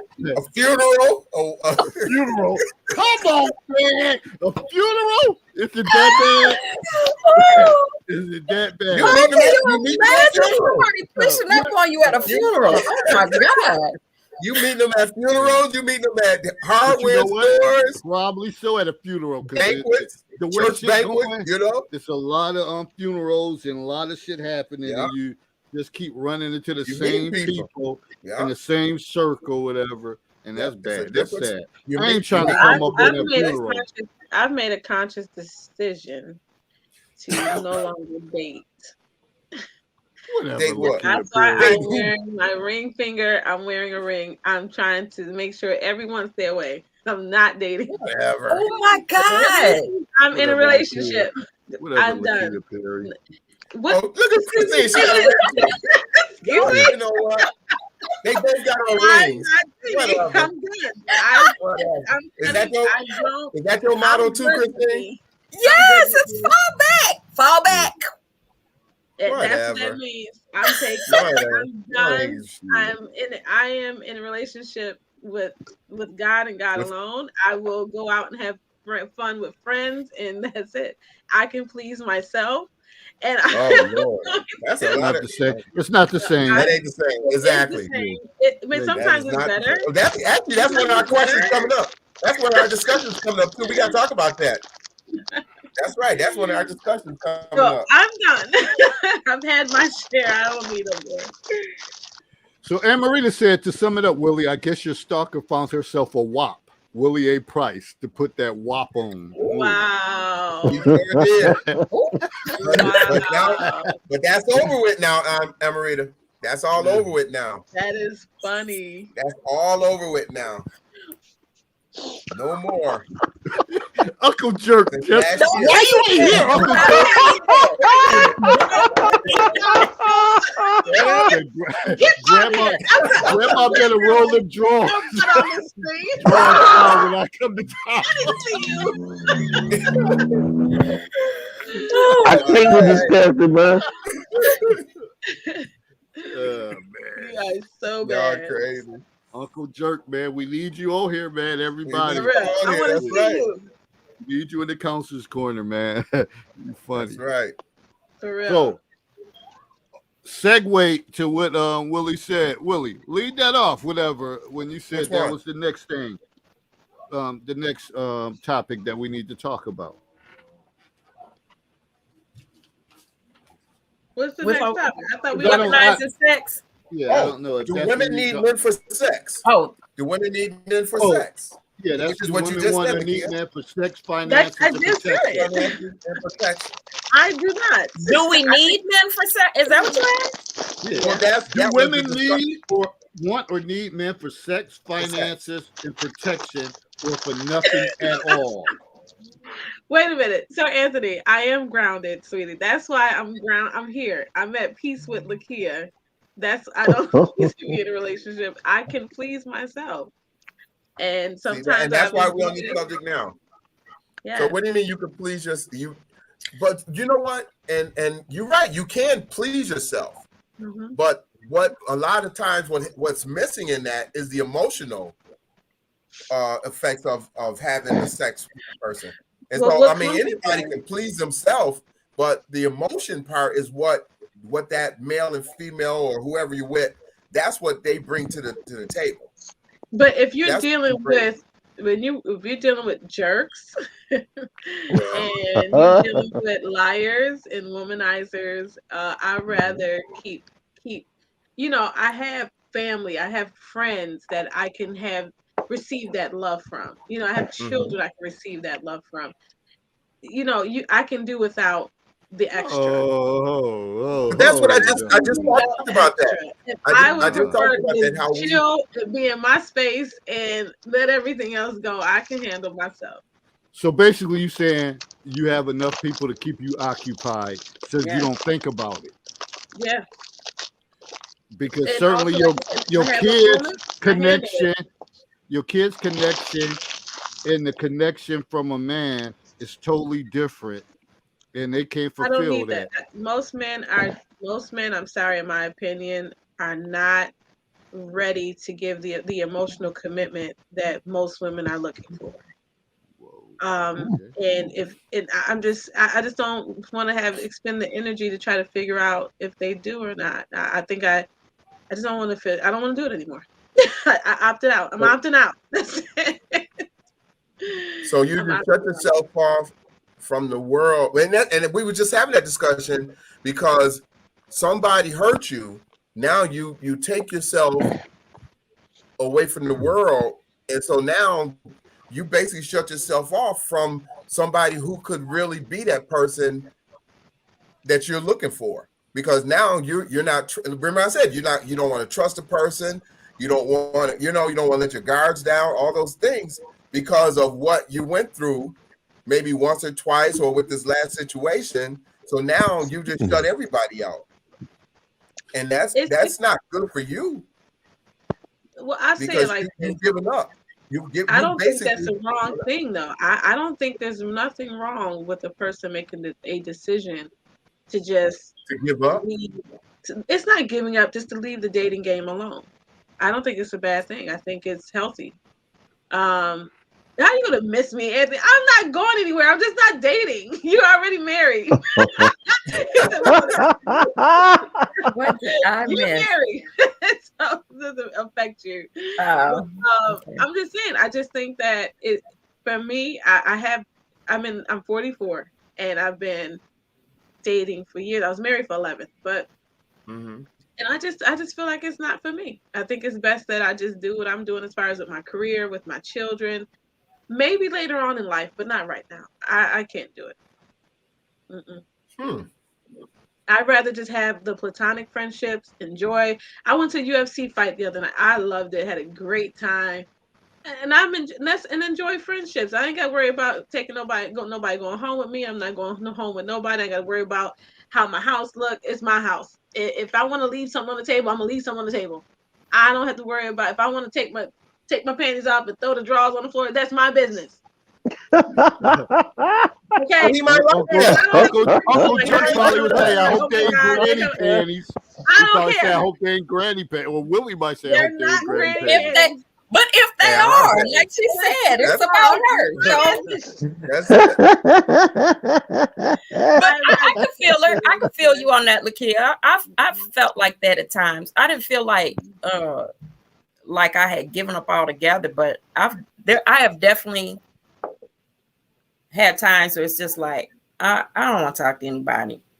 I just need to focus on me. And then, like she said, with kids and family and friends and stuff, it wasn't like felt like I was missing sex. I was occupied. You could definitely occupy your time with you can occupy your time, but still that intimacy of having someone to do things with, someone to share and flirt with, or whatever the case may be. And there's nothing wrong with flirting, and you want somebody that you can enjoy and be a part of your happiness. That's what you want. You're not looking for somebody like Lakia. You may not be looking for somebody to fall in love with. Eventually, you want to be in love, but you want someone to share your happiness with. By shutting yourself off because of that hurt that you're going through right now, you do have to get over that. But in the long run, you do need to open up yourself and find somebody who could be a part of your happiness, because nobody's going to make you happy. No, I'm happy. I think I find myself at my most joyous time when I am by myself, to be honest. I can understand it. I'm not, when you're in a relationship, like you said, you got to put that work in, and you're pretty much putting yourself out there, trying to please them, trying to, find that common ground, what they like, what they don't like, and, trying to keep, peace to keep it going. And I feel like I'm just at my happiest and joyfulest time is when I'm by myself. And so I get it now. Most men don't jump into relationships and just have friends because it's a lot. And then when you put yourself out there and then all of a sudden it shuts down, it's not reciprocated, or, they change or whatever it may be. Now you have to go through that whole emotion of, now I got to go back to that state of mind that I'm single again. And it's like, no, let me just stay single. And if somebody want to hang out, grab something to eat. I love to eat. Let's go grab something. We want to go to a UFC. Well, that ain't gonna be me, because I don't do dinner dates. I don't do dinner dates. It's not a date. You're hanging out. You're just hanging out. If I'm taking out to eat, it's gonna be a date. Y'all going Dutch? You going Dutch? Oh, no, you know what? I don't even pay just because of the company. Thank you for the company. I don't mind paying. Me and Lakeith go No, to breakfast. I'm We do not going breakfast dates. Dutch. You know, Hold on. We got two different opinions. So What'd he Lakia say? says she don't mind. Christine says she not going Dutch. We're not going Dutch. I don't do Dutch. I don't do Dutch either. Uncle Jerk, I'm going by myself right now. Even if it's a friend, I don't do Dutch. But like I said, I normally will do breakfast or lunch. I don't do dinners. But I'll y'all already know that I don't do dinners, but I'll do breakfast and lunch, and it won't be Dutch. And sometimes they might pay, sometimes I might pay. I'll leave a tip, they leave, whatever. And we hang out and have a good time and just chill. But at the same time, if I take somebody to dinner, that means I'm into that person. We, if it's a dinner, if we're just going out to get something to eat, that's different. But if I'm taking you out to dinner, I'm looking to build something. I'm trying to get something going with you. Dinner, that blue light special, that steak and rice dinner. Man, it's gonna be something. It's gonna be steak. I'm gonna be steaking something. So yeah, for me, I mean, I'm always, and like I posted earlier, I said I'm not looking for anybody to love anymore. I'm looking for somebody I can like, somebody I can enjoy, like me, and I like them, and we can enjoy each other's company, and just be the best we can be with each other, be a part of each other's happiness. I don't want anybody to love me anymore because love hurts, man. People fall in and out of love so fast is because people don't know what love is. I still want love. I'm not gonna lie. So they get upset though, or something don't go their way, then all of a sudden it's a whole different situation. That's not love. Because most people don't know how to commit to love. I think it's more so for me. It's like a partnership. If you have in your mind that you're committed to being a partnership, right? I thought that was good. Like, hey, we're doing this. We're doing this together. But if you still have ties to something in your past or ties to something that in your mind it has to be something different or it has to be a different way. I don't know what it be, but when it gets to like that, then it's like, then what's it's not gonna work, right? And that's what I said. Even though I enjoyed that person that I was with, because I still had that tie, I end up ruining something that was really good for me. And she was really good for me. The new person was really good for me.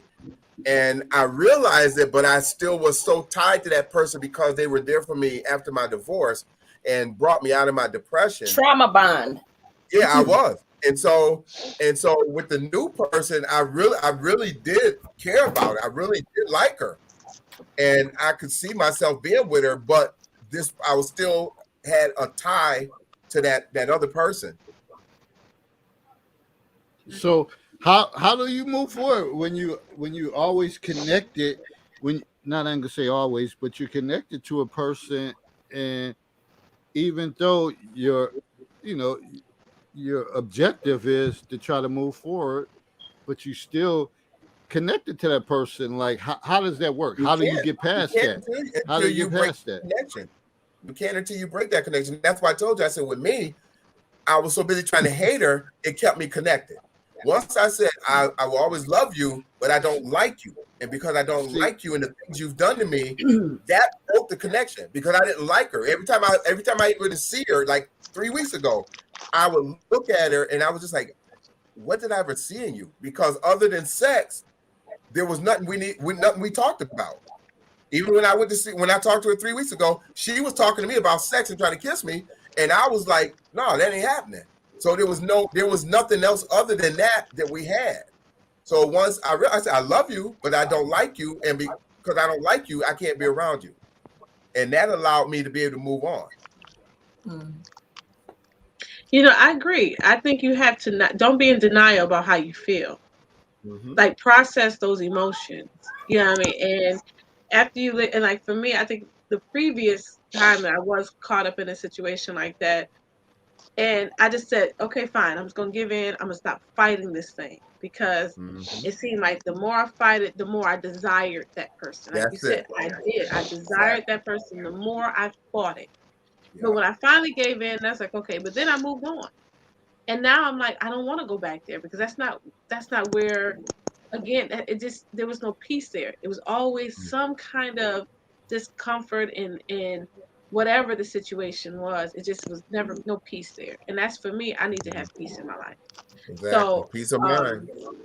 to have peace of mind. And I'm not, nobody's perfect, but for the most part, I think that you have to just be honest. And when you be honest with the person and give in, allow yourself to be vulnerable in that moment of how you feel, regardless of if it's going to be reciprocated or not, be true to yourself so that you can release those feelings and move on. That's true. So my only thing is when Willie said when you try, like I tried, I don't know if that subjects you to move forward. Like I tried not to do this. I tried not to love her. I don't know when you're trying. It makes you try even harder. Yeah, but does it work? More resistance. No, I'm saying yeah, but when the harder you try, like I said, the harder I tried to hate her, the more it made me think about her.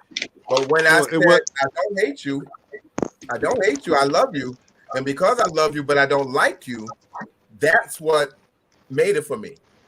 That's what made me break the tie. That's what made me not think about her. That not made me wonder what was going on with her, what she was doing. All those kind of things I would think about because I was so busy trying to think of reason why I wanted to hate her. But once I didn't think about those things because I didn't hate her, I was just okay, whatever. All right, we gonna move on. We was talking about do women want or need men for sex, finances, or protection? So this is a question I want to ask. How does wanting or needing a man for these things differ? How do men feel knowing that they are wanted but not needed? Herb, it's on you. How do you feel knowing that you are wanted but not needed? Pop my collars, one less thing I got to worry about. That's not the answer I was expecting from her. I think men have to accept, not like, but accept that there is a changing tide, at least in Western culture, in terms of what women perceive. Not that it's necessarily true, but what's perceived. And the perception is that women don't need us for sex, for protection, or provision. Some will even say procreation. But the funny thing about that is they say, when you ask that question, you say, well, how do you plan on having kids? What do most of the non-thinking, critical thinking women say? Oh, we'll go to a sperm bank. You need men there. Some women overlook that. But I've gotten to the point now where I'm just like, okay, yeah, I find the women that, as Ron Wills like to say, I find the women that are by tribe, and those are the women I deal with.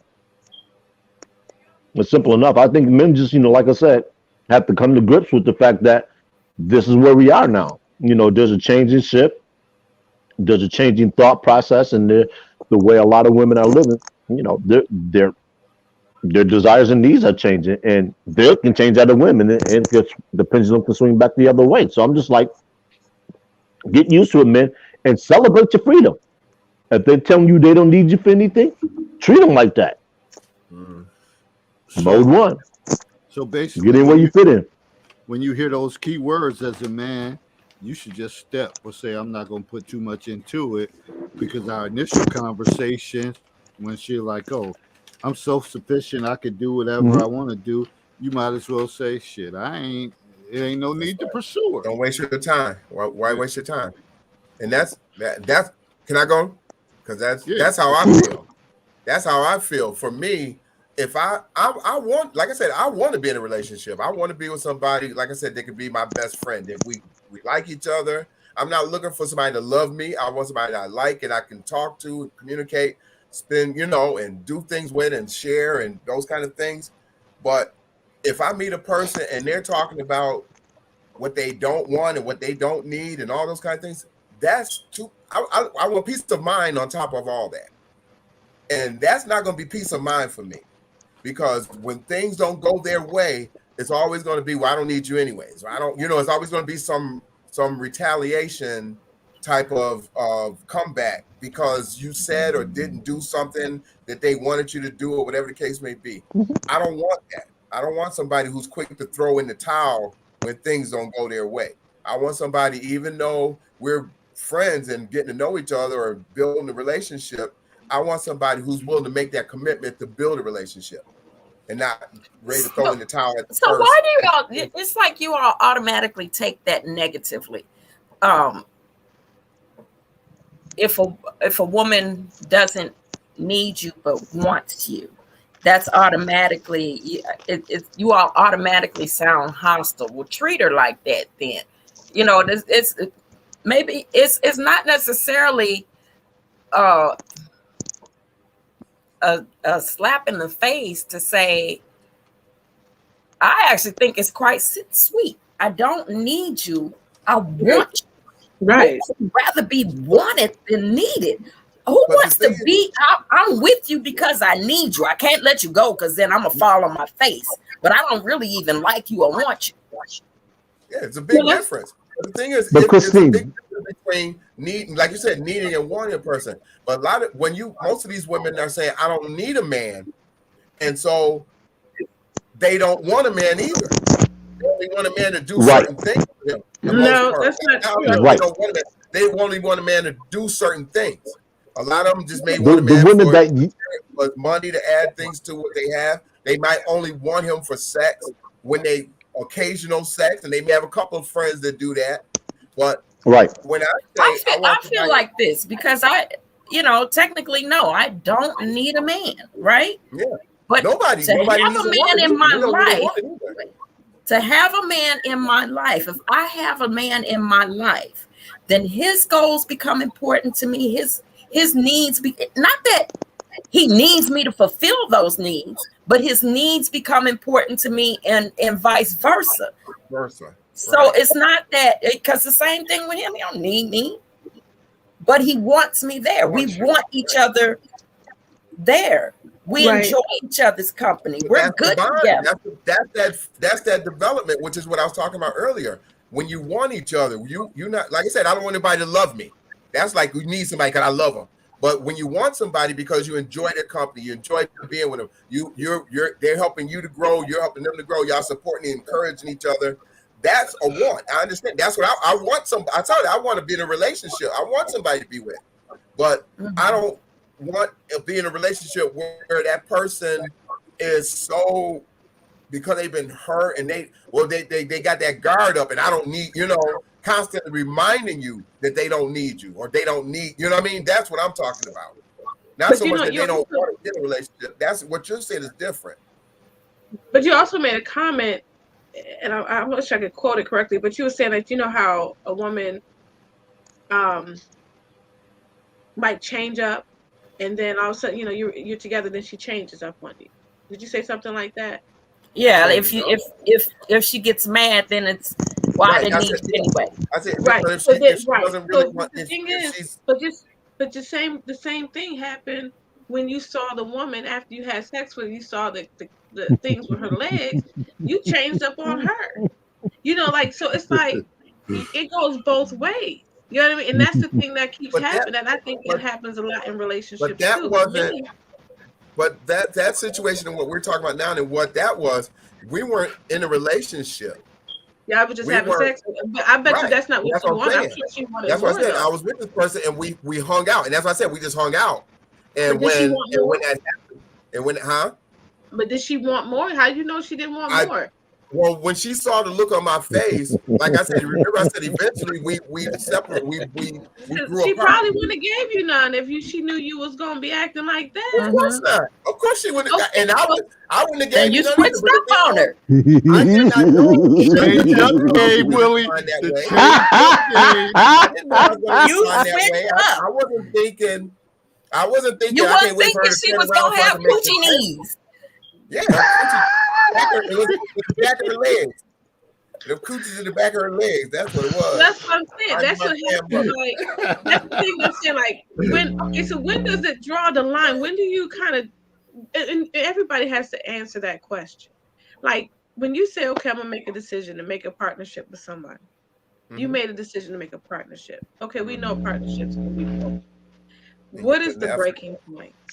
And to me, if we're communicating and we're getting along and we're having those discussions when things come up, Shouldn't be a breaking point. and we're breaking it and we're making and we're smoothing things out, we're working it out, great. But when it comes to a point when then, to me, the breaking point is when you just when you're lying and you're cheating, doing infidelity, that's the breaking point. You know what I mean? When you just and when a person shuts down on you, when they're just shut down and have nothing to say, those are breaking points. Lies, shutting down. But when it comes to something with the body, well, just let's talk about it. You know what I mean? If it's something with body odor or breath or maybe you don't like the way maybe you don't like the way like, because I hear a lot of times, like when I was married, like my ex-husband would leave stuff on the counter and instead of just cleaning up behind itself. And then so just came, look here, just wipe it up. That's your husband, have his back. I wiped it up. At first I was like, why does the man can't just clean up behind himself? But those are not breaking points. Annoying things, You understand? So that's where I feel like we've gotten so shallow in what our breaking points are. And where we haven't really said, you know what, it ain't even that bad. Yeah. I mean, I had somebody say, you roll the toothpaste down, you roll it down. Okay. You do it, then do it. If that's what you want, then why you expect me to do it? Do it. So that's how I would look at it, So, I mean, those are not breaking points. That's so shallow. The breaking points to me would be. I think, Lakia, when you have shallow breaking points, you're looking for a way out. Yeah, you're looking for an exit plan. You're not really finding any damn thing. The reason why you can't talk to this person, even though they may be good or they may have been better than what you had. But you're looking for any just not into them. You're trying to get out. You look for any reason to leave, any reason, and that's what I said earlier when I was talking about the person. As soon as something go wrong, they ready to break out. They ready to leave.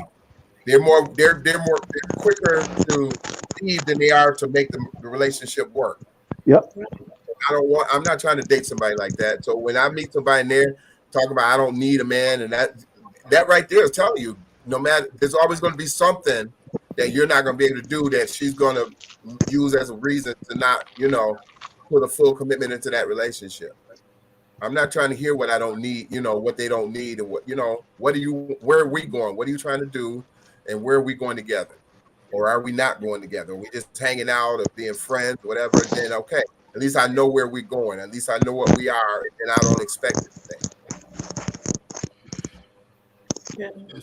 And see, like I said at the beginning, you hear a lot of people say, I don't need this, whatever, as a man. I'm not going to say I don't need a woman. I don't such and such. There's certain things that they do better that I know I need them to make me whole. That's just a given. Granted, you can find temporary placements. You can ad-lib with certain situations, but for your foundation to be steady, you need that consistent person, whatever, to kind of lock that down. So that's just where it's at for me, whatever. So y'all guys on YouTube world can say whatever, like you soft, whatever. I don't give a fuck. Excuse my language. You need a woman. You need a woman, right. And women need men. So stop saying you don't need us. Stop it. Please. Well, I'm not going to say. I'll say this. I'm going to say this. I believe I can say I don't need to be in a relationship. Can I say it that way? I don't need to be in a relationship. It would be nice to have someone that is on the same mindset as me and trustworthy. Yes, that would be nice. But you know what? I'm just at peace without being in that. You understand what I'm saying? It does feel good that we have someone that you can cuddle with. Yeah. But when you're cuddling, and while they're behind your back texting some chick, send me nude pictures, I'd rather be by myself. Oh shoot, for real. I don't And blame you. men know that is happening way too often, and that's what I'm saying. If you're too busy, and then we're cuddling, having a good time, and then somebody's sending you nude pictures, and you allowing that junk to happen, or you're sending penis pics or whatever. Too much of that is Or happening. even communicating, making plans. Communicating. Yeah. Are you with somebody else? No, that's not laying cool. up with me. Come on, stop Right. the childishness. Mhm. That's so But that's a childish. person, but that's a person So- who's not trying to be in a committed relationship in the first place. That's But So somebody that's the who, person that's selfish. But they're saying Right. they are. They're doing all the things to show That's that the they are. person that's But selfish. behind your back, then I'd rather be by myself that's than be crazy. wondering how. I feel like when men get into those moments that they're feeling like tempted, they need to say, "Babe, here's my phone. Hold my phone." Oh, hell no. That Exactly. ain't gonna never happen. But that's the thing. That says to That ain't me, gonna never happen. you don't want to be kept. You want to be teased. You want to be in that situation. But if you want to be in something real and you want to keep something pure, you're going to do what's necessary to help it stay that way. You get what I'm Giving them saying? your And I feel phone? like a lot of men do not do what's necessary to stay that way. And that's But where why? I feel like, Why would you consider that? Why would you consider that to be a necessity for them to give you their phone in not order a for you to necessity. feel? Not a necessity, something to help them stay focused, something to help them not get If tempted. they're not focused, them giving you your phone, their phone is not gonna Not make gonna them change focus. anything. And that's No, gonna make them think more about what's going on, because the whole time they're gonna be thinking about that you got their phone and they missing something. So that person either has to be into you or they're not into you. And if they're more preoccupied with somebody or something on that phone, that means that you're not really an important part of what their life. Because if I'm with somebody, even if I'm just a friend, I try to not be messing with my phone. I try to keep my phone down or in my pocket, whatever. If we both sitting there talking and they on their phone, I'm on my phone, we doing something, then that's different. But to be sitting there, I'm holding them and we probably cuddling, and I'm not gonna be having my phone sending pictures or asking somebody for pictures. I've never done that, but that's just me. Right. But So that's that's because okay. again, because I'm gonna tell you, I was saying of some people, I said, treat me the way you want to be treated. So that's how I go into situations and relationships. I treat people the way I want to be treated. So I'm not going to do something like that to you because I don't want you doing it to me. And so, and like I said, but that's just me. That's how I am. And some people, they'll say, treat me the way you want to be treated, but then they'll do things to you that they don't want you doing to them. And that means they're not really fit in being in that relationship. And don't get me wrong, I'm not trying to say it. I'm trying to give like some suggestion. I'm not saying, because sometimes you're not strong enough. Sometimes temptation is knocking at the door. We talk about having accountability partners. In church, they say when we're trying to keep from having sex to premarital, before marriage and all that, we have accountability partners. I feel like why not use each other as accountability partners to keep each other? Because if you allow yourself to entertain something long enough, then you might start getting, wanting to inquire more, want to be more, wanting to learn more about what's going on, or maybe see more what's going on. I'm just saying that finding ways to keep yourself from wanting to step out or allowing yourself to be tempted to step out of your relationship. Those are just suggestions. I'm not saying they have to be that way. I'm just saying suggestions to help men stay committed. Yeah, I kind of feel like if you care about me and you want the relationship, you can control yourself. You don't have to make me your accountability partner, because I'm going to respect you the same way I do when I'm with you as when I'm away from you. Exactly. So if I'm in a relationship when I'm with you, when I'm away from you, I'm in that same relationship. Right. And that's why I said some people aren't willing to commit. That means they're not willing to be in a committed relationship.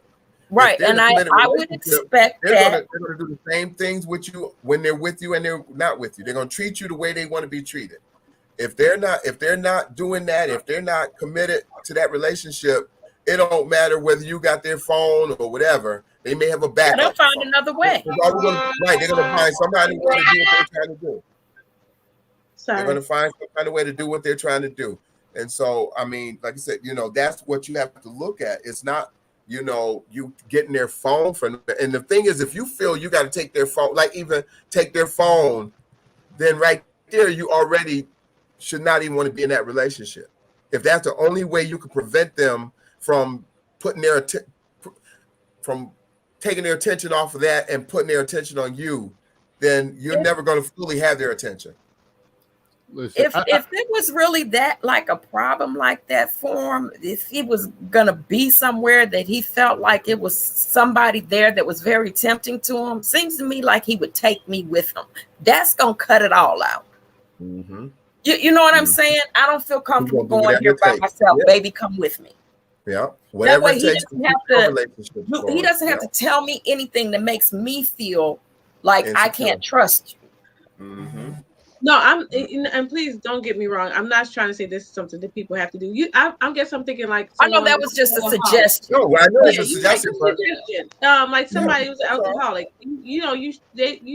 They want to you try to help them from being around alcohol. You keep them away from alcohol, or you know what I mean, to try to be a help. I'm just thinking of ways to maybe help relationships stay. But even that alcoholic, they're Some only people going to just aren't made for monogamous relationships. Mm-hmm. I think like some when you people bring just aren't made for them. when you bring up the example of alcohol, that would be somebody going through rehab and struggling through it, but you still drink, and you say to yourself, shit, your ass is unmanageable and can't control it. I can do what I got to do, whatever. So should you really be in that relationship? Because you still, if it's gonna really work, you probably would have to say, you gotta stop drinking, also, and I gotta work this program with you. Most people will say, hell, I need to have a drink sometimes. So you on your own. So it's so many variables and so many factors that people have to consider. That's why we have these conversations, because it's not easy. It's not even easy that's a commitment. And so now you're making a commitment to stop drinking. Again, a commitment in that relationship. So the whole thing is, if that person isn't and then willing to there's make the risk. You've done all that, and the relationship still doesn't work out. It's gonna be, but it's a commitment. And if they're not willing to make a commitment, it doesn't matter. It doesn't matter what you do to try to help them, because if they're not committed or trying to make a commitment, it's not gonna work out. Listen, I just want to share this. I am not looking for a man to compromise. I am single, and I'm remaining single. I'm not looking for I'm looking for a compromised man to help raise her children. My children are almost adults, so no, I'm home alone because my children are almost adults. So no, the thing is, I'm just trying to, that's just my way of trying to maybe just think, like I said, give a suggestion as to what can help. But you're right. If a person is committed to something, they won't do it. And that's why, you try. That's why in my mind, if I have caught somebody that way, I'm done. I can't go any further because you're not a trustworthy person. You shouldn't have to. Yeah, right. If you did it then. Yeah, that's a red flag. You shouldn't. That's a red flag. So I'm not saying that someone should stay in it. I'm just saying that maybe there's guys, for men or even women, that find themselves, in being entertained by someone else outside of the relationship. Then you need to start checking what you need to do for yourself to get yourself or get out of a relationship. So no.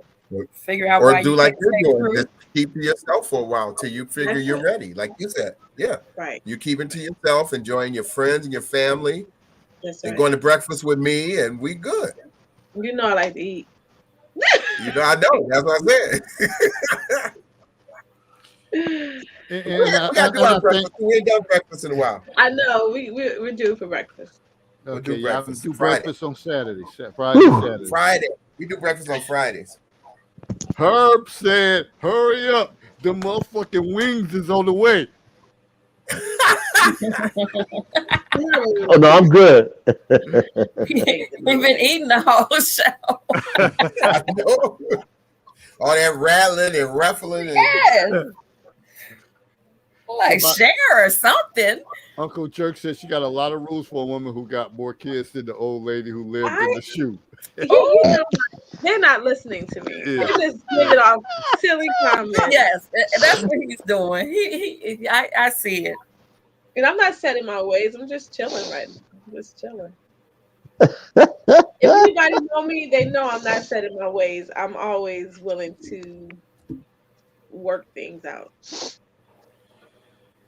So man, it's been a Sounds good good. one. You know, I don't try to keep y'all too long over the hour. Usually, 2 hours. I mean, I know before we done went 3 hours, three Yeah. hours and a half, but I'm not trying to do that. Not at this time, but we could get ready to have any closing comments, whatever. And remember, you can always inbox. The talking points doesn't always have to come from the panel.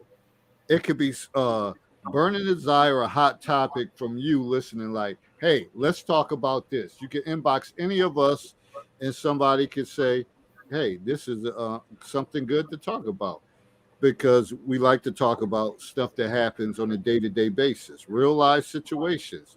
As much as people try to block it out and say it don't happen, or no, I don't know anybody Or it's like talked that. about too much. Yeah. Well, if it's talked about too much, then it seems like it's an issue. It's It an seems issue. like it's an issue if something keeps coming up. But that's my thing. So we're gonna get ready to have some closing comments. Who would like to go first? And we'll move forward. Wing time. Wing All right, I'll time. go That's what you said. I'll go next. I would go back a little bit. I tell people, don't be a selfish lover. A selfish lover will never work in a relationship. Treat people the way you want to be treated. If you do that in a relationship, friendship, whatever it is you're going through, it'll always work out one way or the other. You'll know whether you're going to be with that person. Treat a person the way you want to be treated. And in closing, headshots can be Here we go. You might as well came with the granny body. You might as well threw the granny connotation in that too. Well, that's why I said headshot to be deceived, because they only show the head. They don't show them coochies in the back of their legs. Well, I'm going to share a sentence from my new book, The Butterfly Experience. Oh, you bought it. That's right. It You got a came book, in yeah. by our star. I don't know, how do you pronounce your last name? Parham. This sentence says, internally healing is a challenging journey, but the results are absolutely beautiful. So I do have hope. All right. And that was great. That was great, Lakia, that you purchased her book and she was just on here. So we have to continue to support each other and keep building whatever. But we got a lot of snakes and rats in this world, man. Just gotta keep it real. It's a lot out here. I just want to say, be yourself. Don't change. Don't ever feel like I'm to this or I'm to that. If that's who you are, that's who you are. I mean, we all can use improvement. Good enough, but don't change so drastically that you don't recognize yourself. And then me personally, I just never believe in totally cutting myself off for the opportunity for love, for a healthy relationship. I think it's possible. I'm just not, I'm not a person easily jaded. That's a good song, by the way, too. Aerosmith. Okay. Jaded. Oh, sorry. It's okay.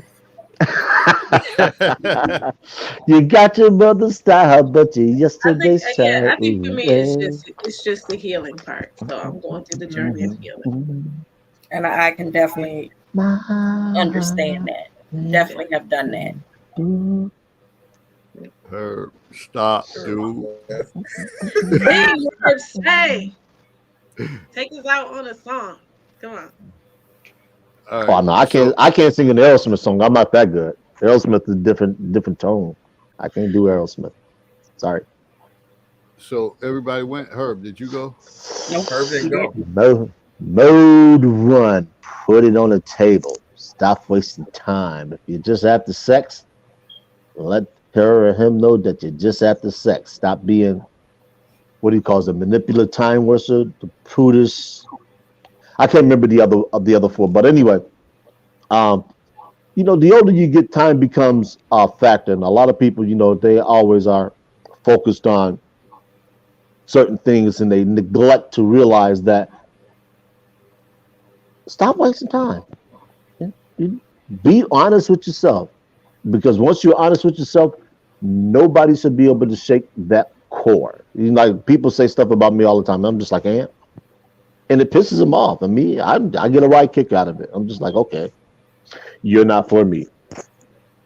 There's the streets. And you know how I like to close? Growth and understanding occurs in the area. Godspeed. See you next time. All right. Enjoy those chicken All wings. right. So Good for them my wings, brother, man. so, Right so here, for my Lakia. closing thing, I just want to say, of course, great topic, great discussion. I appreciate everybody who commentated in the comment area. We always have the funny comments. We have the comments that try to make people uncomfortable, and that's fine too, because I think growth definitely occurs when you're uncomfortable. But also, I do want to say, I appreciate you all. For me, sometimes I don't even shout out my book where all this division came from, Cocktail Conversations by the Controversial Counselor. Make sure that you look that up. Purchase that book if you haven't got it, because it's a whole book of scenarios dealing with relationships, friendships, family, health, education, dating game, child drama. So that's where all this vision came from. So a lot of times I kind of push my stuff to the side and say, hey, I let everybody else get their shine as far as that. So that's something to think about as also. And follow me on Instagram, David Lorenzo Garber, LinkedIn. I'm pretty much on all the major things except I'm on TikTok, but I haven't done anything with that yet. And I've been getting followers, and I'm like, why y'all following me? I ain't even did nothing. There's nothing there. But they may be the same people that follow me on Facebook, Instagram, LinkedIn. So I guess I have to work to build that. But it's pretty much the same thing. If you can't find David Lorenzo Glover or the Controversial Counselor, um, you'll find me. But I like for these opportunities for all of us to get our shine. Whatever you do, if it's something special, something dynamic you could bring, um, speak it. Speak it. I ain't no hater. I don't care about it. It's enough money and all that stuff to go around. We Yes, got sir. Right. too much people, too many people that's hating on folks or whatever for no reason. Like why? Why? Like it doesn't make sense. And I ain't gonna even get into that because I think of you, Willie, in your situation, but that's a whole Oh my different story, goodness. whatever. Yeah. It's just craziness. That's the stuff is going on. And we got to do better. We got to have conversations. We got to communicate. We got to have courageous conversations that a lot of people don't want to have. And I know they don't want to have it because sometimes when you post this stuff, they say, why are we talking about this? Why we keep bringing, like, what, you uncomfortable? You uncomfortable? That's the only way you're going to grow Whew, is when you're yeah. uncomfortable. So that's the end of the story. See y'all next week. Next week. Everybody enjoy themselves. Have a good week. If you got any topics, hot topics that you want to discuss, inbox any of us on this panel, and we'll make it happen. And hey, we're gonna carry on. All right. We Have out. a good week, everybody. Good night, everybody. All right. Hey. Peace.